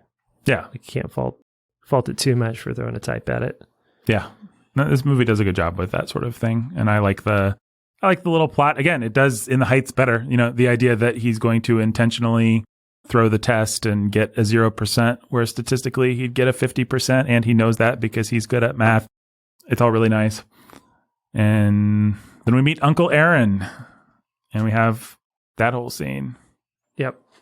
And that is some elegant character work that's done really quickly. Uncle Aaron has to show up, make an impression, establish a relationship, be somebody that you care about, Someone that you like. and then turn on you and be scary and all that. You have to. They're leaning on Uncle Aaron for a lot, and they are spending very little time with him. But it's really just that one shot. It's where he's teaching him how to say hey. Right. All the little emotions and things that are animated into their faces. The performance that those two animated characters give. Yeah. You know, the kind of the interplay of all the different things that Miles is feeling, all the different things that Aaron wants to communicate, but also can't quite communicate. But it's really great. And then you have, I don't know, I guess, is there anything else to say about Uncle Aaron? I don't think so. Not yet. No, yeah, there'll be more to say. Feels pretty classic uncle, cool uncle role. Yeah, and it definitely illustrates, Miles is caught between two worlds and all this kind of thing. Then we have our first big action scene. We meet Chris Pine's Spider-Man in action.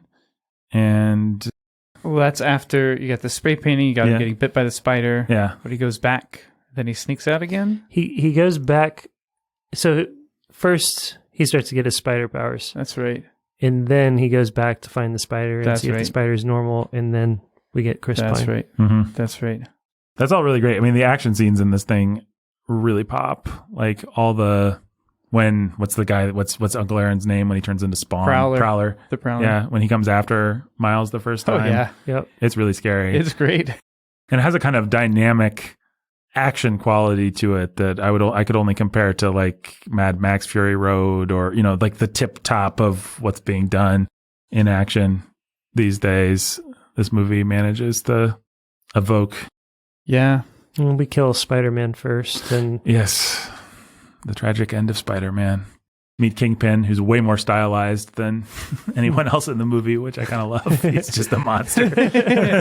Yeah, he's great. His voicing is awesome. Well, I always love Liev Schreiber. He's a great. I like it when he shows up in anything. Yeah, I do too. And he's great as Kingpin. Yeah. And I mean, is there a dud in this cast? Everybody's it's all awesome. great, yeah. No, Kingpin is like the most powerful villain physically for some reason. Mhm. It's more indestructible than anyone else. In the little bit of time we get with Chris Pine's Spider-Man, I think you love him and wish you had a movie with Chris Pine's Spider-Man. Yeah, you do. Right. You wish he wasn't dead. Yeah. It makes you sad that he died. Yeah. Yeah, And that's quite a feat in itself. it is. And it's they know where they can lean on Spider-Man lore too. Right. Like, we love Spider-Man. We know who this guy is. This is the Spider-Man we recognize. Yeah. All they did was say, the feelings of love you have for Spider-Man? Mm-hmm. This is that Spider-Man. Yeah. Yep. Yeah, But you're going to have to watch him die in the first act of this movie. Right. It's fun how fast they scale up. He's fighting someone. It's a gigantic version of the Green Goblin, apparently. And then, it's the end of the world. Oh, he's about to die. Oh, they killed him. Right. They just, push the And stakes now all the way Miles up. is alone with new powers and a device, and he's got to figure out how to save the day. He promised. Right. Well, and having Green Goblin and Doc Ock show up as sub-villains is such a great gauntlet throwdown. Oh, yeah. We're not building up to our second movie where we're going to meet Doc Ock. These guys are just like the sub-villains. They work for Kingpin. Yeah, our movie has so much going on that we can afford to throw those characters Here, away. you can also have Prowler and Scorpion and Tombstone. Yeah. And it's a decision that we made. It's not the studio saying, throw in as much as many characters as possible for merchandising reasons or for whatever else. No, they all work perfectly and do their job. And yeah, it's great. I think the next big thing to talk about is Peter B. Parker, right? I mean, we're going to have some sadness and everything, but sure. Basically, we're getting to Peter B. Parker. And what do you guys think about his introduction and his conception as a character and the Peter B. Parker of it all? It's fun. I mean, the comics went through a long time of being depressing and gritty where Peter and MJ's marriage wasn't working. and they were drifting apart. And Spider-Man was getting old and grizzled and, not sure what to do with himself. They have to reset Spider-Man every so often to keep that dynamic from bogging down the whole franchise. So they just called upon that part of Spider-Man and made him fun. Yeah. Yeah. I mean, it's where I start to have questions, and I think most of the questions have good answers, but it's where I start to question the movie a little bit. I mean, it's where I feel like, I don't know. I'm tired of the Marvel movie trope of the not morally superior mentor character, the Tony Stark of it all, or the Dumbledore of it all, or the Chris Pine in Tomorrow War of it all, to take a reference Chris Pratt, sorry. Okay, yeah. As the dad, or Luke in Last Jedi, just this, our mentors are losers kind of thing, which seems to be one of the main things that Hollywood is, that our collective consciousness, our dream factory is trying to deal with for us. This movie does great with that, but I'm not sure I love it as a concept, maybe, or I at least want to question it. I think it's a meta commentary on that. I don't think at the end of the day, I guess I'm going to throw my cards on the table here. Yeah. At the end of the day, I think this movie is a meta commentary on the loser mentor, on what I really need to do is find a family of outsider weirdos like me, and we can be a family together. What I really need to do is, so whether it's Guardians of the Galaxy or whether it's the loser mentor or whatever, found family is what the found family thing, whatever. They all fail. They all fail Miles and give up on him and don't have what it takes. And the only person that can actually help Miles put it all together is his dad. Wow, you came prepared. That's great. That is what happens. That is the story that they're telling. And so you have Peter B. Parker. He can't make Miles turn the corner. And the found family can't make Miles turn the corner. And they fight about whether or not they believe in him. He fights about whether or not he believes in himself. And they say, we're going to tie you to a chair. And they tie him to a chair and leave him for his own good, because they can't do it. They can't pull it off. And Dad shows up, and Dad says, I love you and I'm proud of you. And Dad showing up and saying, I love you and I'm proud of you, and I don't want what happened with me and my brother to happen between us. That's it. That's all Miles needs. Dad can do it. Nobody else can. And from there on out, what's up, danger? Yeah. And I don't think it feels arbitrary. I think it feels inevitable. I think it feels set up from the very beginning. I think it feels like they're just dunking on everybody else out there who think they know what makes... So they actually agree with me. They're saying Dumbledore was lame. Loser mentors are lame. Found family is great, but also lame. Found family is great, but also lame. But also family. Loser mentors. Well, Uncle Aaron couldn't be it. Uncle Aaron sucked. Peter B. Parker couldn't be it. He sucked. He had to learn some things too, right? What he learned is, hey, maybe I shouldn't be a cynical jerk, especially when it comes to kids. Miles is pretty great. Maybe I should go make things right with MJ and have a baby. And maybe I wouldn't suck so bad as a dad, and maybe we could figure out how to make it work. But so, yeah, I think that's why even, when we were talking off mic about, it's kind of meta, I think that might be a strike against it. I think it's just sort of just looking at the landscape of all superhero movies for the last 20, 30 years and all the tropes they use and turning it right back into a father-son story. And I mean, that's 100% what I love about it and what I think is great. Like, if I would never do this, but if I were to take any one of my kids and just repeat the words of the speech, I see this spark in you, and it's why I push you. I know every one of my kids would just break down into tears. Every one of them. Because they all feel the pressure. Everybody feels the pressure of dad pushing them. Mm-hmm. What they're all wondering and wanting and waiting to feel is I'm proud of you and I love you. And the spark's yours. I can't do it for you. Whatever you're going to be, it's going to be great. But that's it. That was what Miles needed in the movie. That's what they set up. That's what they wanted to be the point. And maybe they didn't sell it enough. I found it really frustrating when you just came out of the movie feeling to me like you completely missed what the thing was. And I think I've watched it enough now that it's like, it's pretty, like, I could see where it would feel arbitrary, but. I mean, you could argue, I mean, I'll even improve your point. You could argue if it feels arbitrary, it's because they believe in family and conservative values and all that sort of thing, whatever you want to call it, even more than Nathan does. They're like, hey, yeah, Dad said the thing. Who cares? We don't have to waste any more shoe leather on this, narratively Isn't that speaking. obvious? Like, it's just obvious. Just like we obviously said, Peter B. Parker, boy, I should have kids now. I mean, what else do you need, Nathan? I doff my urban spider hoodie to that take. That's a great take. I'm going to come back to it when we get to that scene, because I think it is the crucial scene. But I think that's a fantastic take, and you might be right.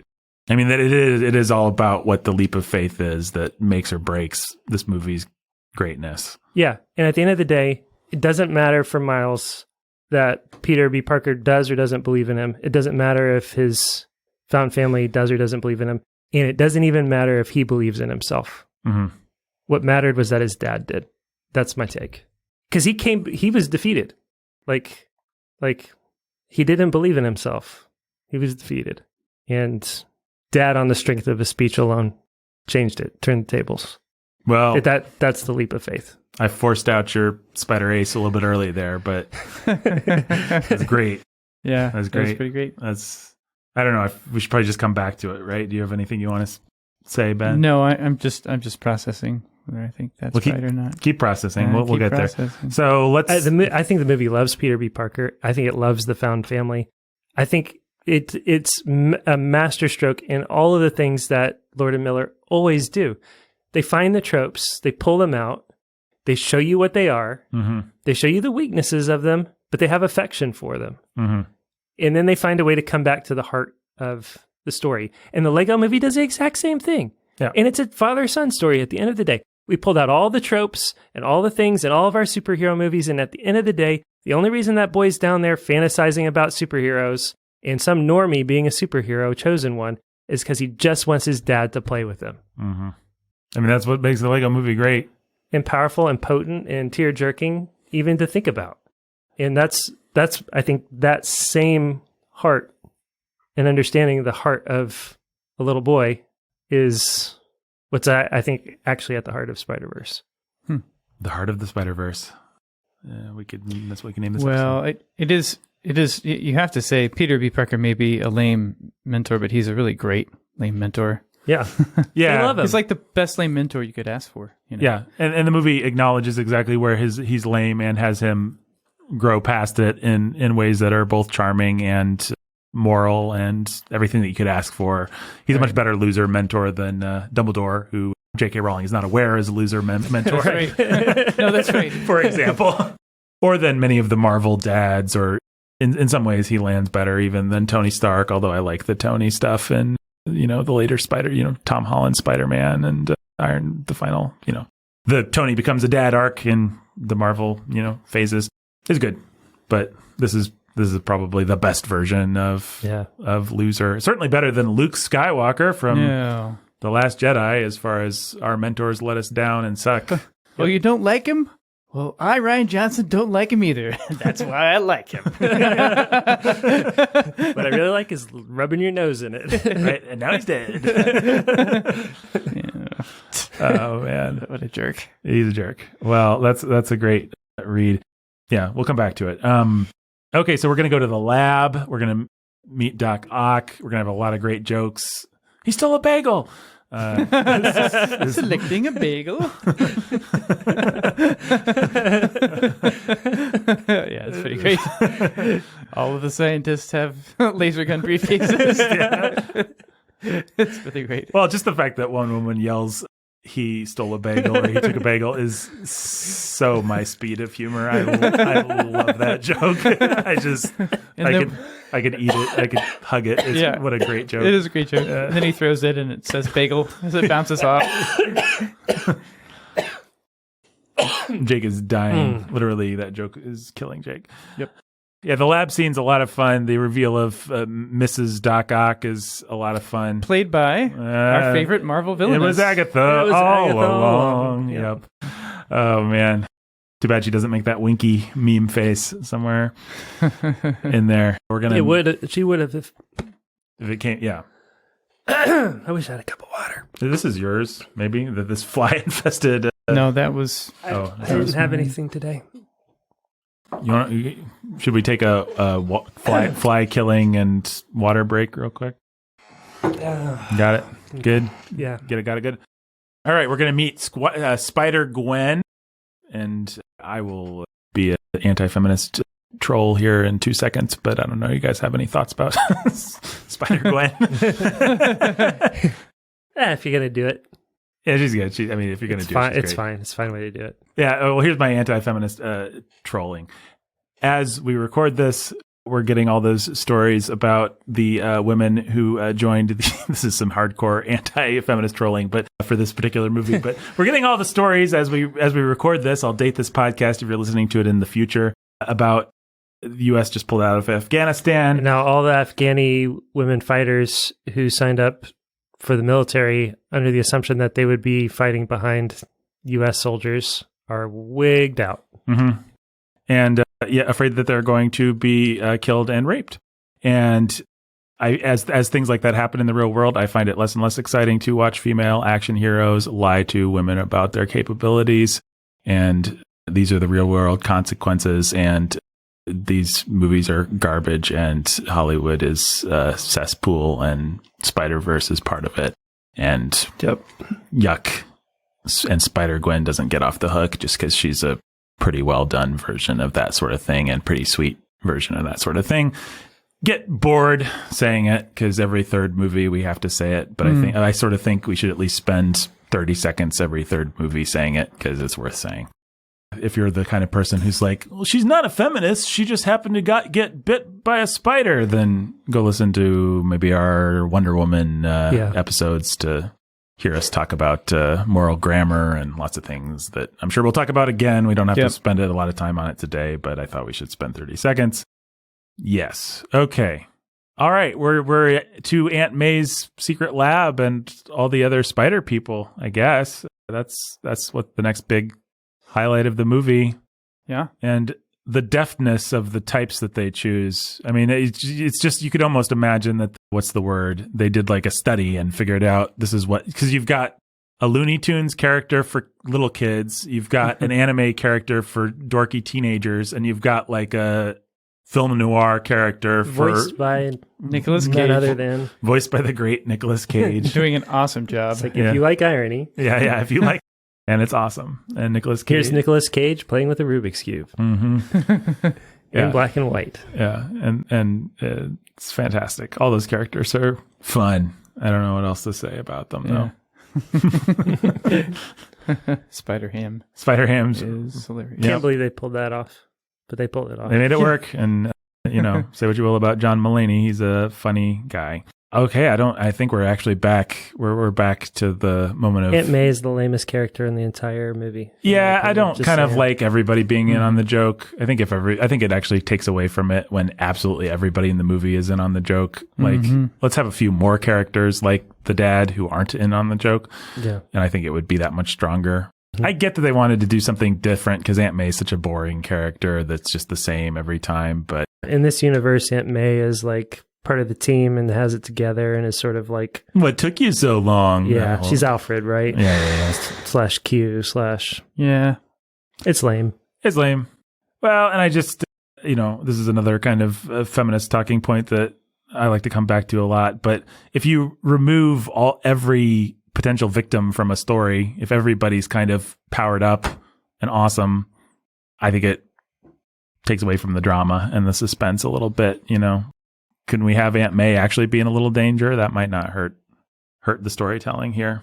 Jake just dropped his wallet from about maybe a quarter of a foot and onto a fly, because these flies are fat and lazy. And it's cold down here. And they have walked through poison to even make it this far. Apparently, very ineffective poison. It's like the father themes in Spider-Verse of poison. No, that's not true.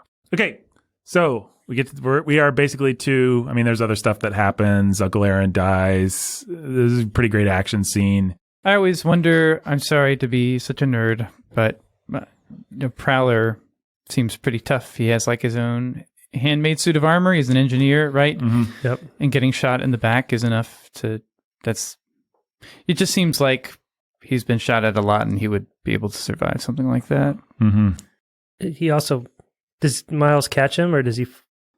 Miles does catch him. He doesn't fall off the top of it. He doesn't fall off the roof. He falls maybe back on the roof, and then Miles swings off with him.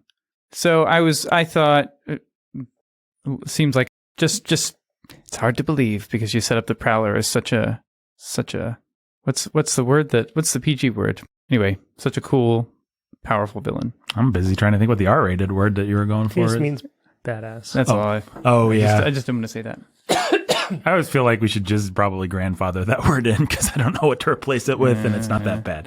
But Anyway, bad butt just doesn't do the same. it really doesn't work, does it? Yeah. Well, yeah. I'm sure there's an explanation. Yeah, maybe Uncle Aaron will be back in the sequel, and he tricked us all. It's the kind of thing Uncle Aaron would do, come to think of it.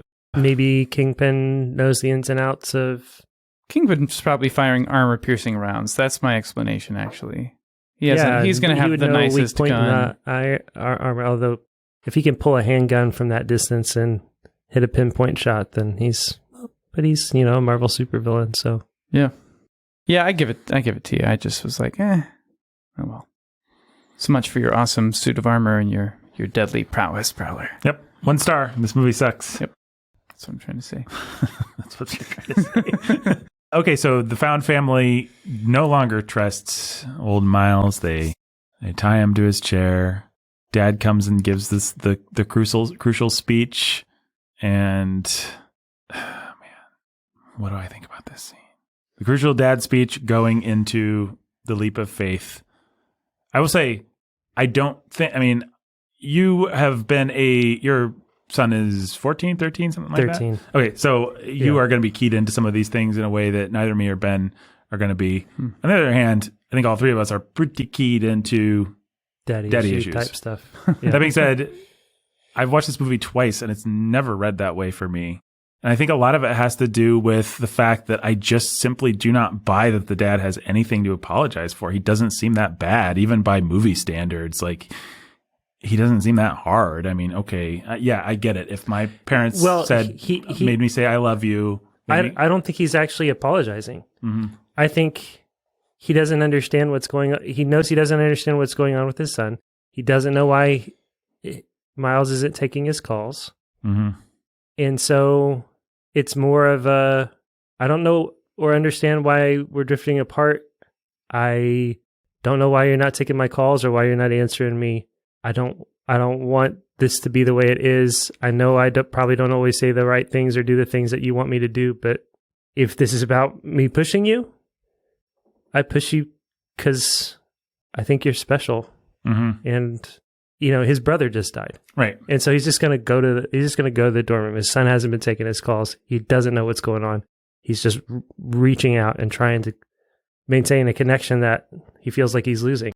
Rewatch it. I think we should just rewatch that scene right now and maybe pause and come back to it.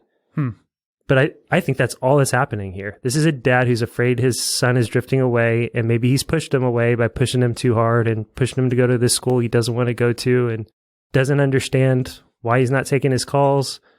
But now his brother's died and he's afraid. Well, I just pulled up dad's scene. Here, we'll put it on pause, folks, so you don't have to listen to us. Okay, we're back. We just watched the scene. Yeah. I think it just reads as a dad who lost the brother that he's not been talking to for years and feels growing distance between himself and his son, desperately showing up on his son's doorstep and just trying to reconnect. And wanting his son to know that he loves him and is proud of him. And he doesn't want that. Whatever happened with him and Aaron, he doesn't want it to happen with him. And he doesn't know how to tell Miles yet that Aaron's dead. I like that reading, and I'd like to go there with you. And I think to some extent I do. I mean, I think that they probably, they wouldn't disagree with you if they were here.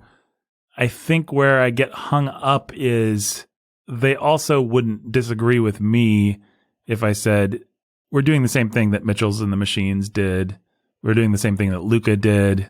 We're doing the same thing that Tomorrow War did. We're doing the same thing that Tony Stark at the end of Tom Hollywood's Spider-Man needed to do, which is just say, actually, Dad's job is to see that you're special and just to get out of the way. Support. Yeah, give support. And when they're explicitly doing the same thing with Mitchells and the Machines, where it is a lesbian, like Dad needs to learn to support her dreams. And when so much of Hollywood, I don't know, I feel bad stomping on the sweetness of your point. And I think they'd agree with both of us, though, actually.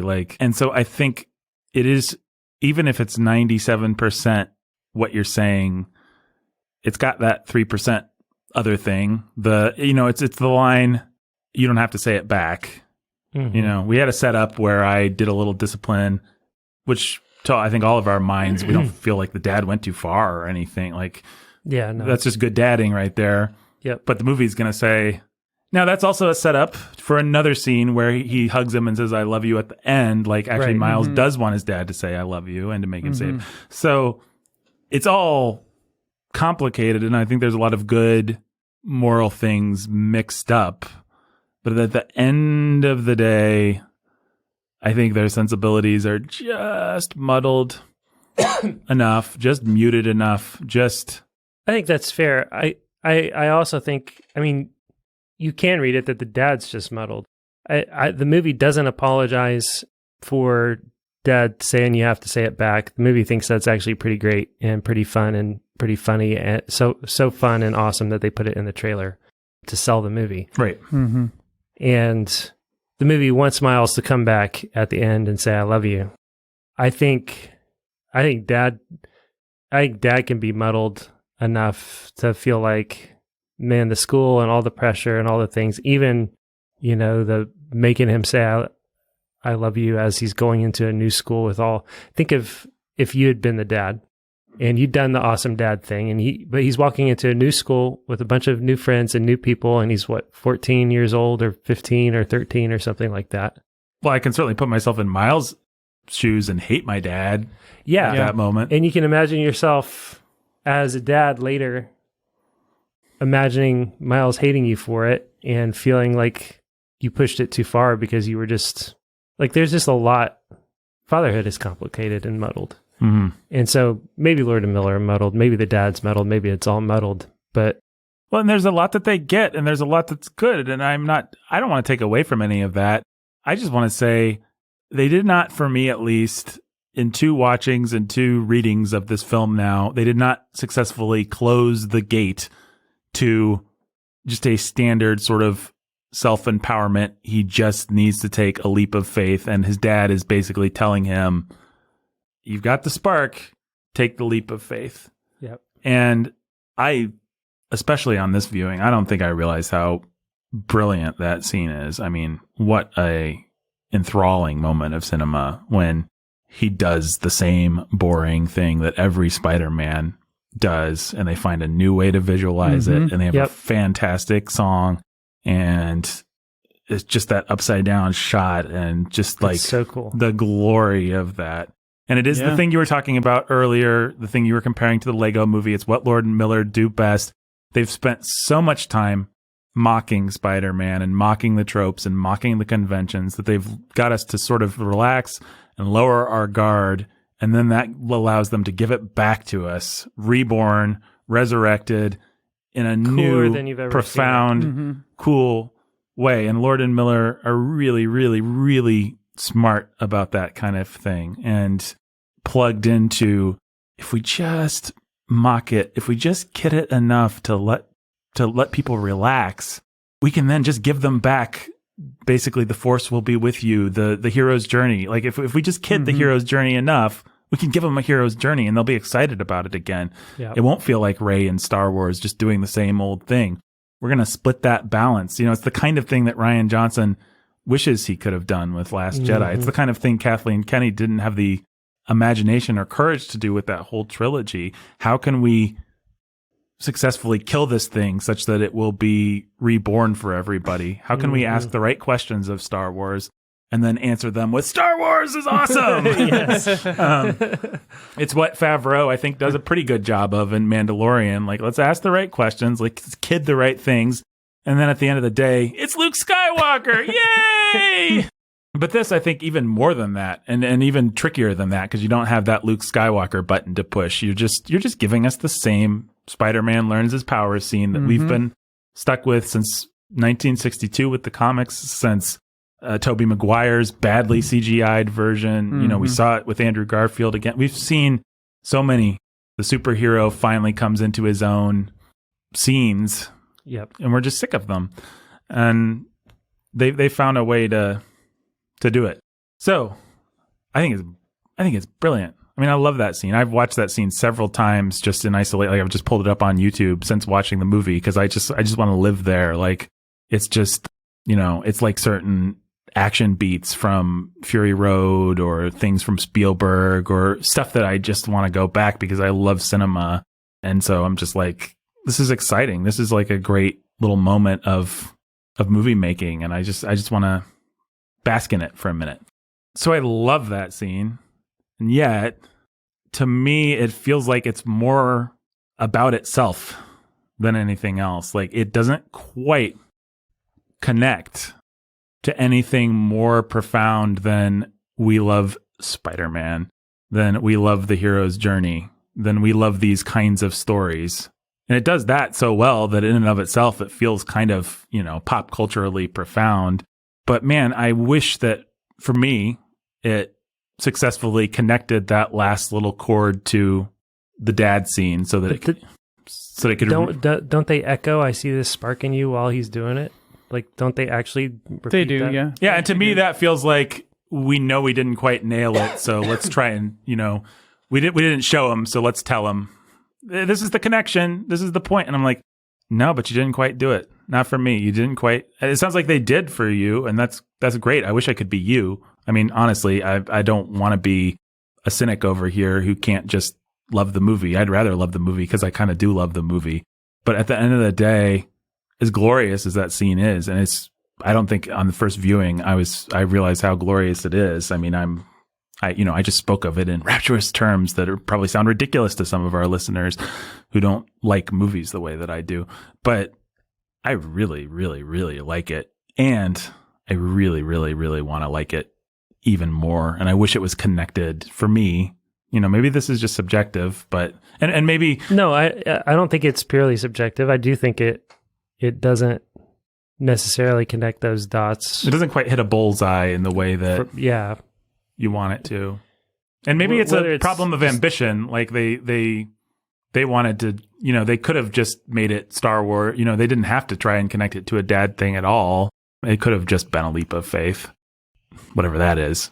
You know, it could have just been believe in yourself. But instead they want to, they want to supercharge it. Yeah, they wanted to supercharge it with the dad story. Like they could have told the Peter B. Parker says it's a leap of faith, Miles, and never had dad show back up. Right. And never bothered trying to lay in the dad stuff earlier on or the bookend. But this is the one Spider-Man and the one superhero that we have that is actually, he's not fueled by guilt. Mm-hmm. He's not fueled, you know, he's not poor, you know, he doesn't derive his power from his found family or his anything. He's actually, like, everybody leaves and goes home at the end, and he's cool. He doesn't need Peter B. Parker to stick around to be his mentor. He's got a mom and a dad, and he's pretty whole, actually. Yeah, I really like that. And I love that reading. I mean, I wish that was just naturally the reading that I came away with. I really like that. And I'm actually intrigued to watch the movie again now and see if it just plays, you know, just having that in my head helps. I assume it probably will. I mean, if you think of it from a story writer's perspective, which I know you think of everything from a story writer's perspective, but you have to admit, like, just structurally, like, we got the dad thing at the beginning, the dad thing at the heart after they leave him tied up and go off. And then we come back to dad at the end. And you don't need to bookend things with dad, and you don't need dad to be in the center unless that's the story that you're telling. Yeah, that's true. That's true. You'd write it differently if you were telling it different. I think that's true.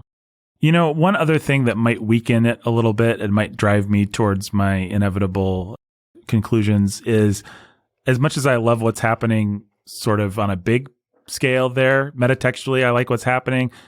I don't love texturally what's happening, which is such a pretentious way of just saying, I don't buy that he doesn't just say, or... Right. It feels like such a contrived scenario. Bang his head on the door. Dad, let me, enough to get dad concerned enough to bust through the door and actually untie him. And then give him a hug and say, right. I really do. I think that's right. The fact that he just sits there and listens. And it feels so staged for effect, and it's beautifully staged for effect. The frame, you pointed out the beautiful comic book frame where you see through the wall and you have them both on either side. It's beautiful. But it feels more like it's operating really well on the level of symbol and kind of poorly on the level of this is what our characters would actually do in this moment. I actually bought it from Miles. And Miles is the way to sell it, like the argument to make is Miles has been wanting to talk to his dad about this stuff this whole time. He's pulled up his dad on his phone, started to call him, said no, picked the phone up, started to answer. He's looking everywhere else possible. And their dad is, and he's just going to listen, but then it's going to change everything for him. Right. I mean, I also think Miles is feeling ashamed of himself for not being able to do it. And he feels defeated.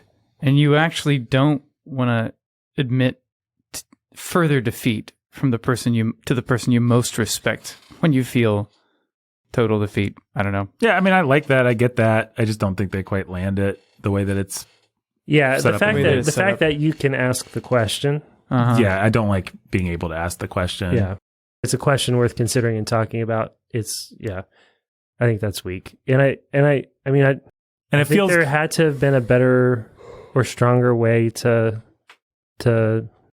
sell that connection, but I think they were afraid of overdoing it. And I like that they tend to go subtle, where they tend to not overdo things. It's sweet, it's nice. They are great storytellers, and that's one of the reasons is they trust their audience to, as we like to say, they give us 2 and 2 and let us make 4 instead of laying everything on thick. So I like that scene is short and simple and exists kind of almost symbolically. Man, it's just that nagging 3% lack of vision for the scene or 3% lack of completion for the scene. Here's an alt reading that makes sense of the tension you feel and isn't as strong or awesome of a reading as I want it to be. But maybe the real reading is Dad's the last piece of the puzzle and Miles has to put it all together. The final family that we find of our found family is Dad, kind of thing. Not all through the lens of family, but all through the lens of self-actualization. Yeah, so it's self-actualization. So that's right. So he takes what he's learned from Peter B. Parker and his found family. He takes the best of what he could get from Uncle Aaron. That's right. And from Spider-Gwen, from everybody. And then when Dad comes in the end, the logs are all there. And the fuel's all there, and we just need a spark to light it. And the spark was inside of him all along, and Dad tells him that. And then he goes and puts it all together, and et cetera, et cetera, et cetera. And so it's actually just self-actualization, and Dad gets, and isn't it sweet that Dad's actually a part of it? And that's way lamer, and I don't like it. But that's actually what I buy emotionally. I mean, because I remember feeling an emotional reticence the first time I watched the movie, some of which we can attribute to my lovely wife being there before she was my wife, but the other part of which was, I really, really want to feel this, and I want this scene to make me cry, and I want Miles' journey to make me cry. I love Spider-Man, I'm into this movie. You don't have me emotionally by the end of it. So this time I was much more like, okay, And I was like, no, this was better emotionally, but it still didn't quite have me. And what you just said, it's a weird thing because because for me, I agree with you, but it's like it's so weird because it's not you didn't have me. It's why aren't I bawling? Why am I only a little bleary? Like yeah, I should be bawling. If you did your job here, if you really landed this, I would be bawling. Yeah. Instead, I'm wiping away a couple tears, which you still have me. It's working. Yeah. But not totally. And I sort of and that's I feel that too. And it doesn't. This movie is in many ways genius, but it's like when you don't land that completely, what I am left with is a clever exercise in Spider-Man mythology. And what we're really saying is you need all your nerdy friends and your dad and everybody to love how much you love and we love and everybody loves Spider-Man. In other words, it becomes about itself, like I was saying earlier. And maybe that's fine. I mean, we do all have this pop culture phenomenon of superheroes, of Spider-Man, we do have this stuff that we have to wrestle with. So even just a movie that's like, I want to say something about Spider-Man and the feelings that we put into Spider-Man. That's okay. And I'm going to use Spider-Man as a metaphor for our own self-actualization. Yeah, that could be fine. But that's where I start to want to question it, and I'm not quite sure. It's similar to how I felt. I've since made my peace with this movie, but Rogue One was such a weird movie for me because I'm like, it's only good because we love Star Wars. These aren't characters that we can track. This isn't a world that we'd even understand. This Darth Vader scene wouldn't be cool, except we all have this shared cultural memory and association and nostalgia, and it makes it awesome. And it makes it so great. But in and of itself as a thing, it almost doesn't exist. It's Teflon thin. And I just didn't really know how to process that. Like, shouldn't we as a society, I mean, I don't want to be all highfalutin, but it's like, shouldn't we feel something? Shouldn't we realize what we're giving up here? Like, when we're telling stories that are only about stories. Other stories. Have we actually lost our connection to what made the hero's journey great when we're just telling stories about other stories about the hero's journey instead of telling our own new hero's journey? Like, shouldn't we actually be processing our own dads and our own kids instead of processing the processing of the processing? Like, when did everything get so meta? And, the proper response to that is, Nathan, you're the most meta person of all. You've never had a experience in your life that you haven't filtered through these narratives. So why do you resent Lord and Miller doing it? And I don't resent Rogue One, and I don't resent any of it. I like it. I enjoy it. I think it's fun, but I do feel weird about it. And it is what maybe holds me back from just embracing this movie. At the end of the day, I'd rather see Sam Raimi tell a dopey story about Peter Parker instead of seeing these guys tell a story about Peter. Is that extra layer is something that I think I don't know how to reckon with. And I think it's worth people struggling with. Like, what are we doing as we move into this weird post-IP metatextual world where the snake is just eating its tail? What does that mean for us? What does that mean for Christians? What does that mean for anybody? What does it mean for our imaginations? Like, and I don't have any of the answers to those questions. I just feel like we shouldn't be glib in the way that we reckon with them. And with great power comes great responsibility. The fact that Lord and Miller are so good at it makes me think we need to ask harder questions of them. They deserve the credit of me saying you didn't quite land that, and it might throw off the whole thing, where another director is just like, okay, whatever, you didn't quite land it. It's fine. Yeah, and I think that's fair. But you could have landed it. Yeah, I still think that my reading is actually right, and that they didn't land it. But then I just want to say, like, you guys were capable of landing it. You lacked either the courage, the moral imagination, or you were just lazy and gave up too easily. Like, and with your kind of power, I want to kind of hold you responsible. Yeah, for sure. And so I'm kicking your movie out of the top superhero spot. I mean, there's your punishment. Like, I can't give it the number one spot. Sorry. I guess it's probably still in the top 5. But you had a shot you could have been a contender. You said, "What's up, danger?" No, you didn't say, "What's up, danger?" You said, danger. I don't know. This all does make me want part of why I keep coming back. Well, why I came back while you were talking to my original take is that if we were to have my kids on, it's all about that moment with Dad. Yeah, and it's just, and I really could say, I see this spark in you, and it's amazing, and they would just burst into tears. Pick a kid, I could do it. I have been all but asked to do it in those words by several of them. Like, they want that moment, and I try to give it to them as best I can in other ways, but I'm not playing that movie part for them. If they're ever tied up in webs, then I'll do it. Then you'll do it. Yeah, probably better than that. You'll land it. And I'm glad I embarrassed you at school that one time, but also, yep. And you should be too. One day you will be. I don't know. Did all my rambling there make sense? Like, was that mostly? That, yeah. Oh, good. Okay. I think so. I mean, I just think we need to ask tough questions of these movies. Like, it doesn't mean, I mean, I love it's precisely because I like them more than most people, I think, because I'm like, this is really good, and this required a whole lot. And so let's what would it have required to make it that much better? I think what I feel like is saying, like Black Widow, which, sorry, it's not flattering, but like Black Widow, this movie on some level wants to have its cake and eat it too. Like Black Widow wanted dads, and it wanted to smash the patriarchy. It's like, we can have both. And this movie isn't that egregious or anything like that. But I do think, yeah, we want dads. Also, we want a self-actualization story. We can have both.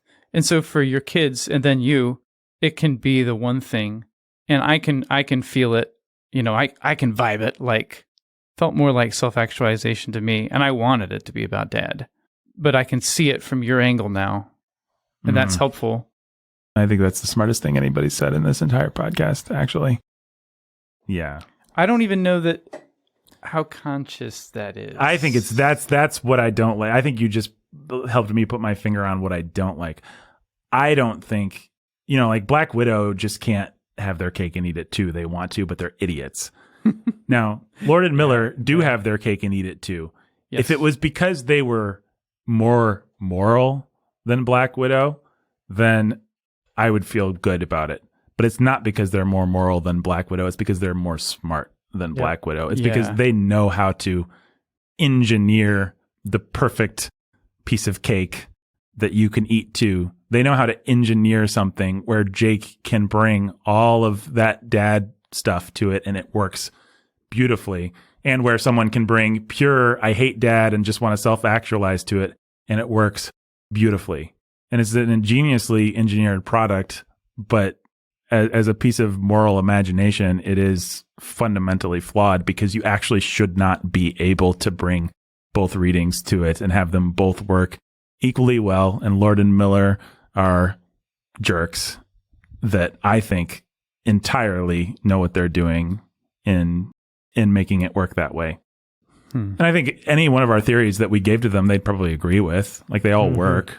And so this is one of the worst superhero movies. I hate it.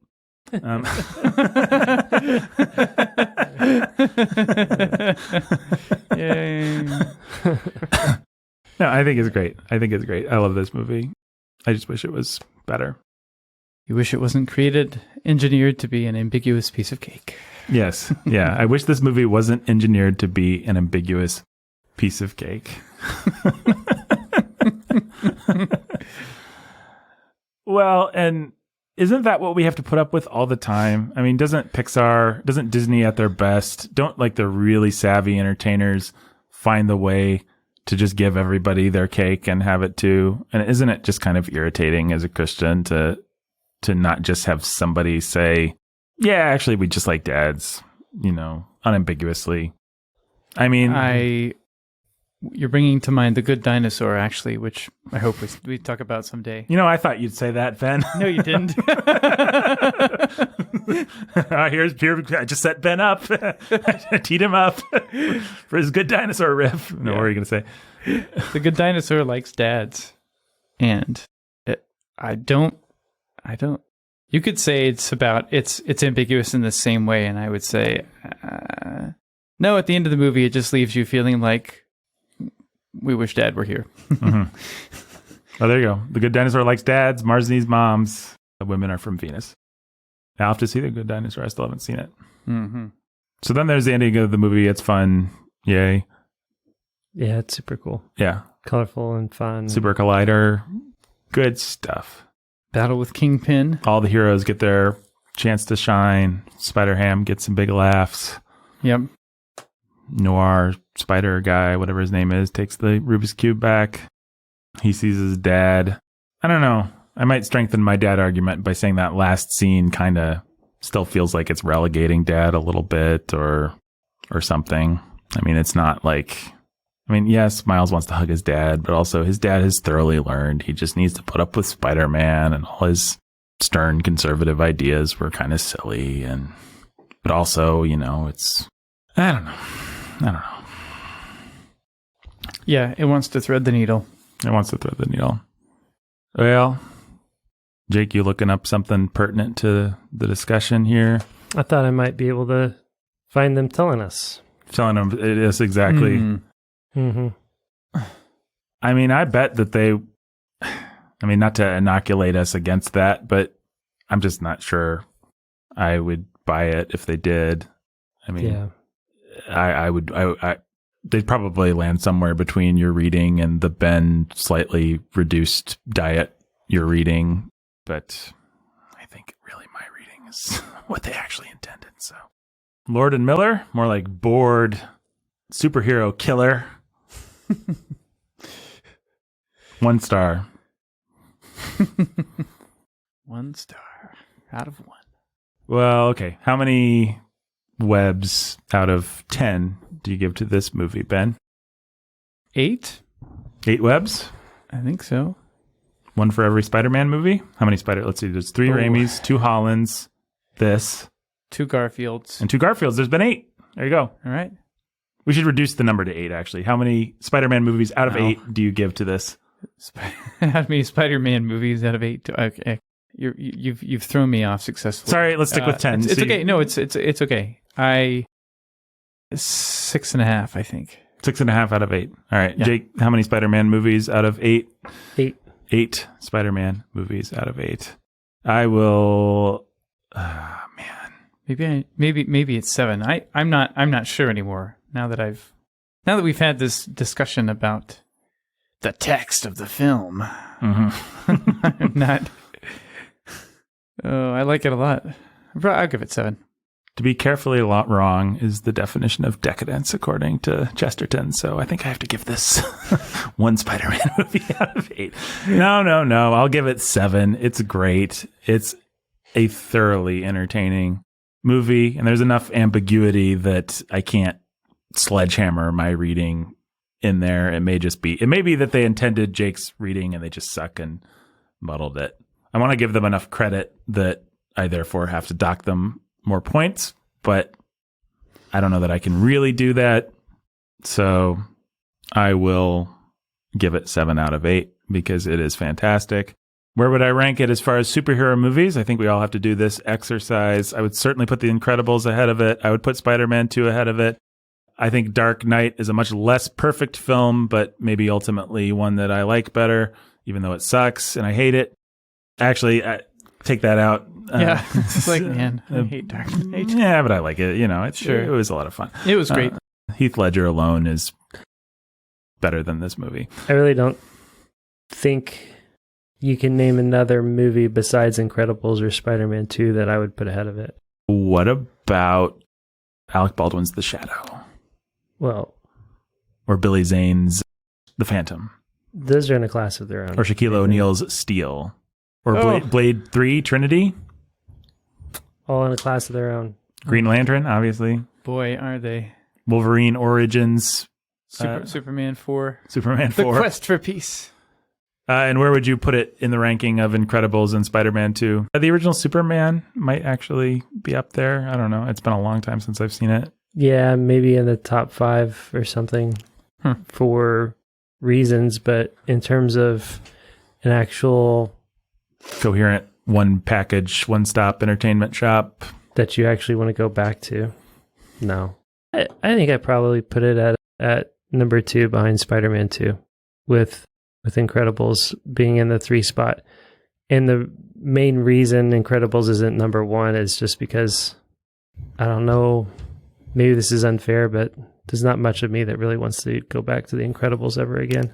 Honestly, if the Incredibles had updated animation, that might help. Just the fact that it's old is kind of doesn't help. Or old and not stylized enough. Like, I think this, as animation improves, sort of like Beauty and the Beast, the stylization of Spider-Verse is going to keep it feeling unique and fresh for decades. I don't think that's going to change. So in that sense, I think it's just sort of, we put together everything that makes it fun, exciting, attractive, enjoyable from start to finish. I don't know, it's just a lot of fun. It's a really great movie. It is a great movie. Ben, what would you put in there? What did you... Well, I'm just remembering the days when my top 3 would have been Spider-Man 2, Batman Returns, and Mystery Men. Those were the days, my friend, but they will never come again. That is very alt. Batman Returns is just too evil. Amazing Spider-Man 2 is too bad, and Mystery Men is still pretty great, I guess, but I don't think I ever need to watch it again. Yeah. So, I don't know. I haven't seen Spider-Man 2 but one time in my whole life, for whatever reason. So I didn't really like it when it came out. I respected it, but I did not like it. Well, one day our listeners will get us up and we will... At the same time, I can't think of something else that should be in the top 3 that's besides Spider-Man 2 and the other 2 movies we're talking about. I can't pick a MCU movie that belongs in there. No. First Iron Man movie? No. The thing about almost anything you could name is that they're all flawed. And the thing about Spider-Verse, Incredibles, and what was our other one? Oh, Spider-Man 2 is 2. You may not even like them. You may just respect them, but they're flawless. They're basically perfect examples of what on their own. They work on their intended level. Yeah. Almost perfectly. And no Marvel movie really does that. They're all just kind of hodgepodges of a great thing here, a dumb thing here, a lot of greatness here, whatever. Yeah, it's unfortunate. I wonder, there's Zack Snyder's Justice League. That's funny that you throw it out there. It was pretty awesome. It may just be a flash in the pan, like not going to go watch it again, or maybe I will. I don't know. I really thoroughly enjoyed that movie. I really did too. I wanted to turn around and watch it again. And it made me want to go back and watch the other Snyderverse movies. Yes, which is I never did. Maybe the worst thing you could say about it. I never went back and watched another second of the Snyderverse or rewatched Justice League, but I really had a lot of fun with that movie. Man, and you can't seriously put it in the running with anything that we mentioned, though. Probably. You can't. It's too much. It's too stupid. You can't. 5 years from now or 10 years from now, you can't dust it off and show it to somebody who didn't watch it in context of the drama around it all, and expect them to get it and love it. And maybe you're probably right, but by that, I don't know. Well, if that's your metric, then Dark Knight wins easy, because when that movie hit, it just hit. I think bigger than anything that we've mentioned. Dark Knight felt really special, and it had to do with Ledger's death and just the timing of. Well, yeah, that was my reading for why it shouldn't. Right. Yeah, I agree. I agree with you. Right. So you were saying if we're going to say, if we're going to be able to talk about Justice League for how it hit in context, then Dark Knight has to be in the running. I think Dark. And you're right about that. I think it just wins because Dark Knight just felt really special. Oh yeah, no, it was the most. It was the best. I think Iron Man also jumps to the head of the pack because that movie felt pretty fresh and special when it came out too. Yeah, the 1-2 punch of Dark Knight and Iron Man was just pretty magical. Or the '89 Batman. Yeah, that's true too. But the '89 Batman has the disadvantage of being a crappy movie. So yes, it really does. It really does. Yeah. Okay. Not having much that holds up besides the score. Yeah, and some Jack Nicholson clowning around, but even that's pretty tired. And no, I think the same ranking Jake gave is what I would give. I'd put Amazing Spider-Man 2 first. Mm-hmm. I think I would. Hey. So oops. We'll see what I did there. The same ranking as Jake. I know what Jake really meant. Listener, you're feeling very sleepy. It's been 3 hours of podcast. You don't know what I'm saying. We don't know what we're saying. We don't know what we're saying. No, I wouldn't put Amazing Spider-Man up there. I'd put Spider-Man 2 up there. Mm-hmm. And then Spider-Verse and then Incredibles. I think that's actually probably accurate. Although I think there are objective reasons to put Incredibles higher, but yeah, I'm thinking that's what I'm thinking about now. Incredibles gave me more of a thrill than Spider-Verse did. If that's a measurement, then like when it first hit.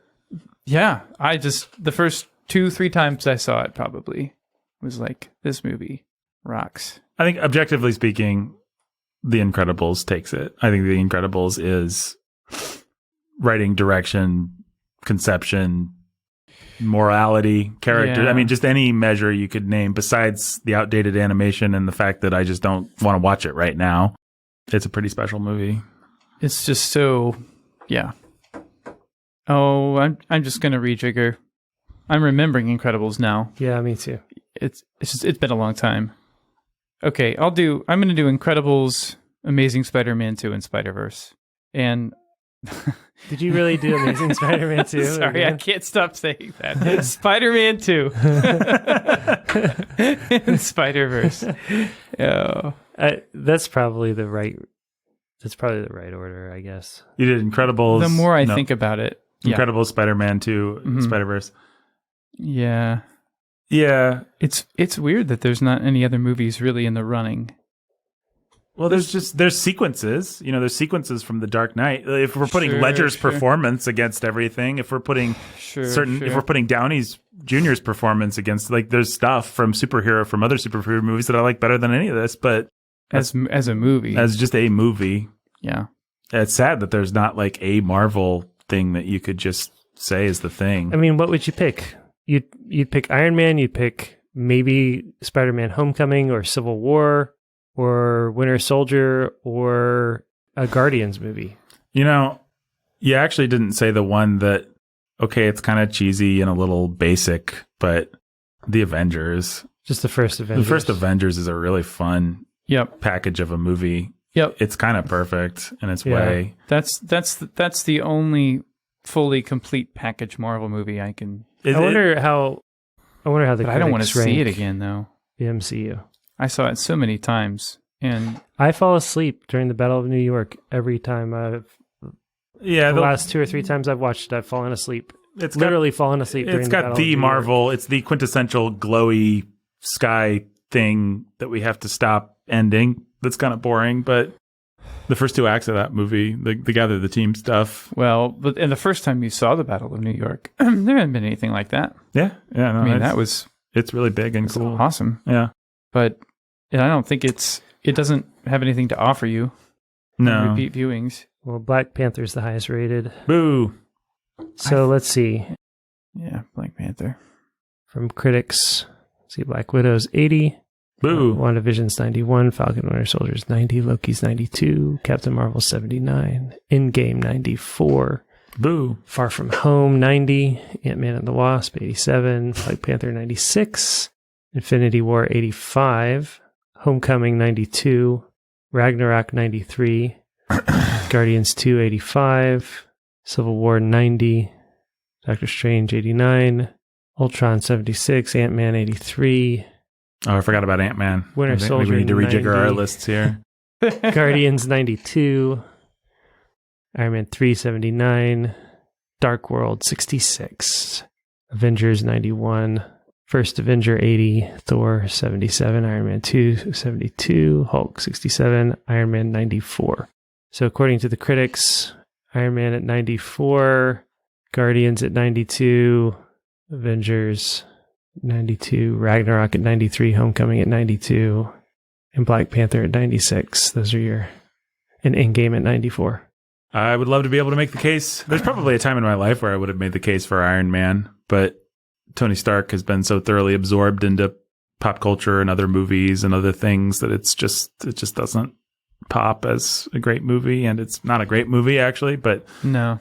I think It cracked the code. and it's special, and Robert Downey Jr. is special. It was the birth of the MCU. And I mean, if we're talking about cultural impact of a movie and talking about The Dark Knight, you have to talk about Iron Man.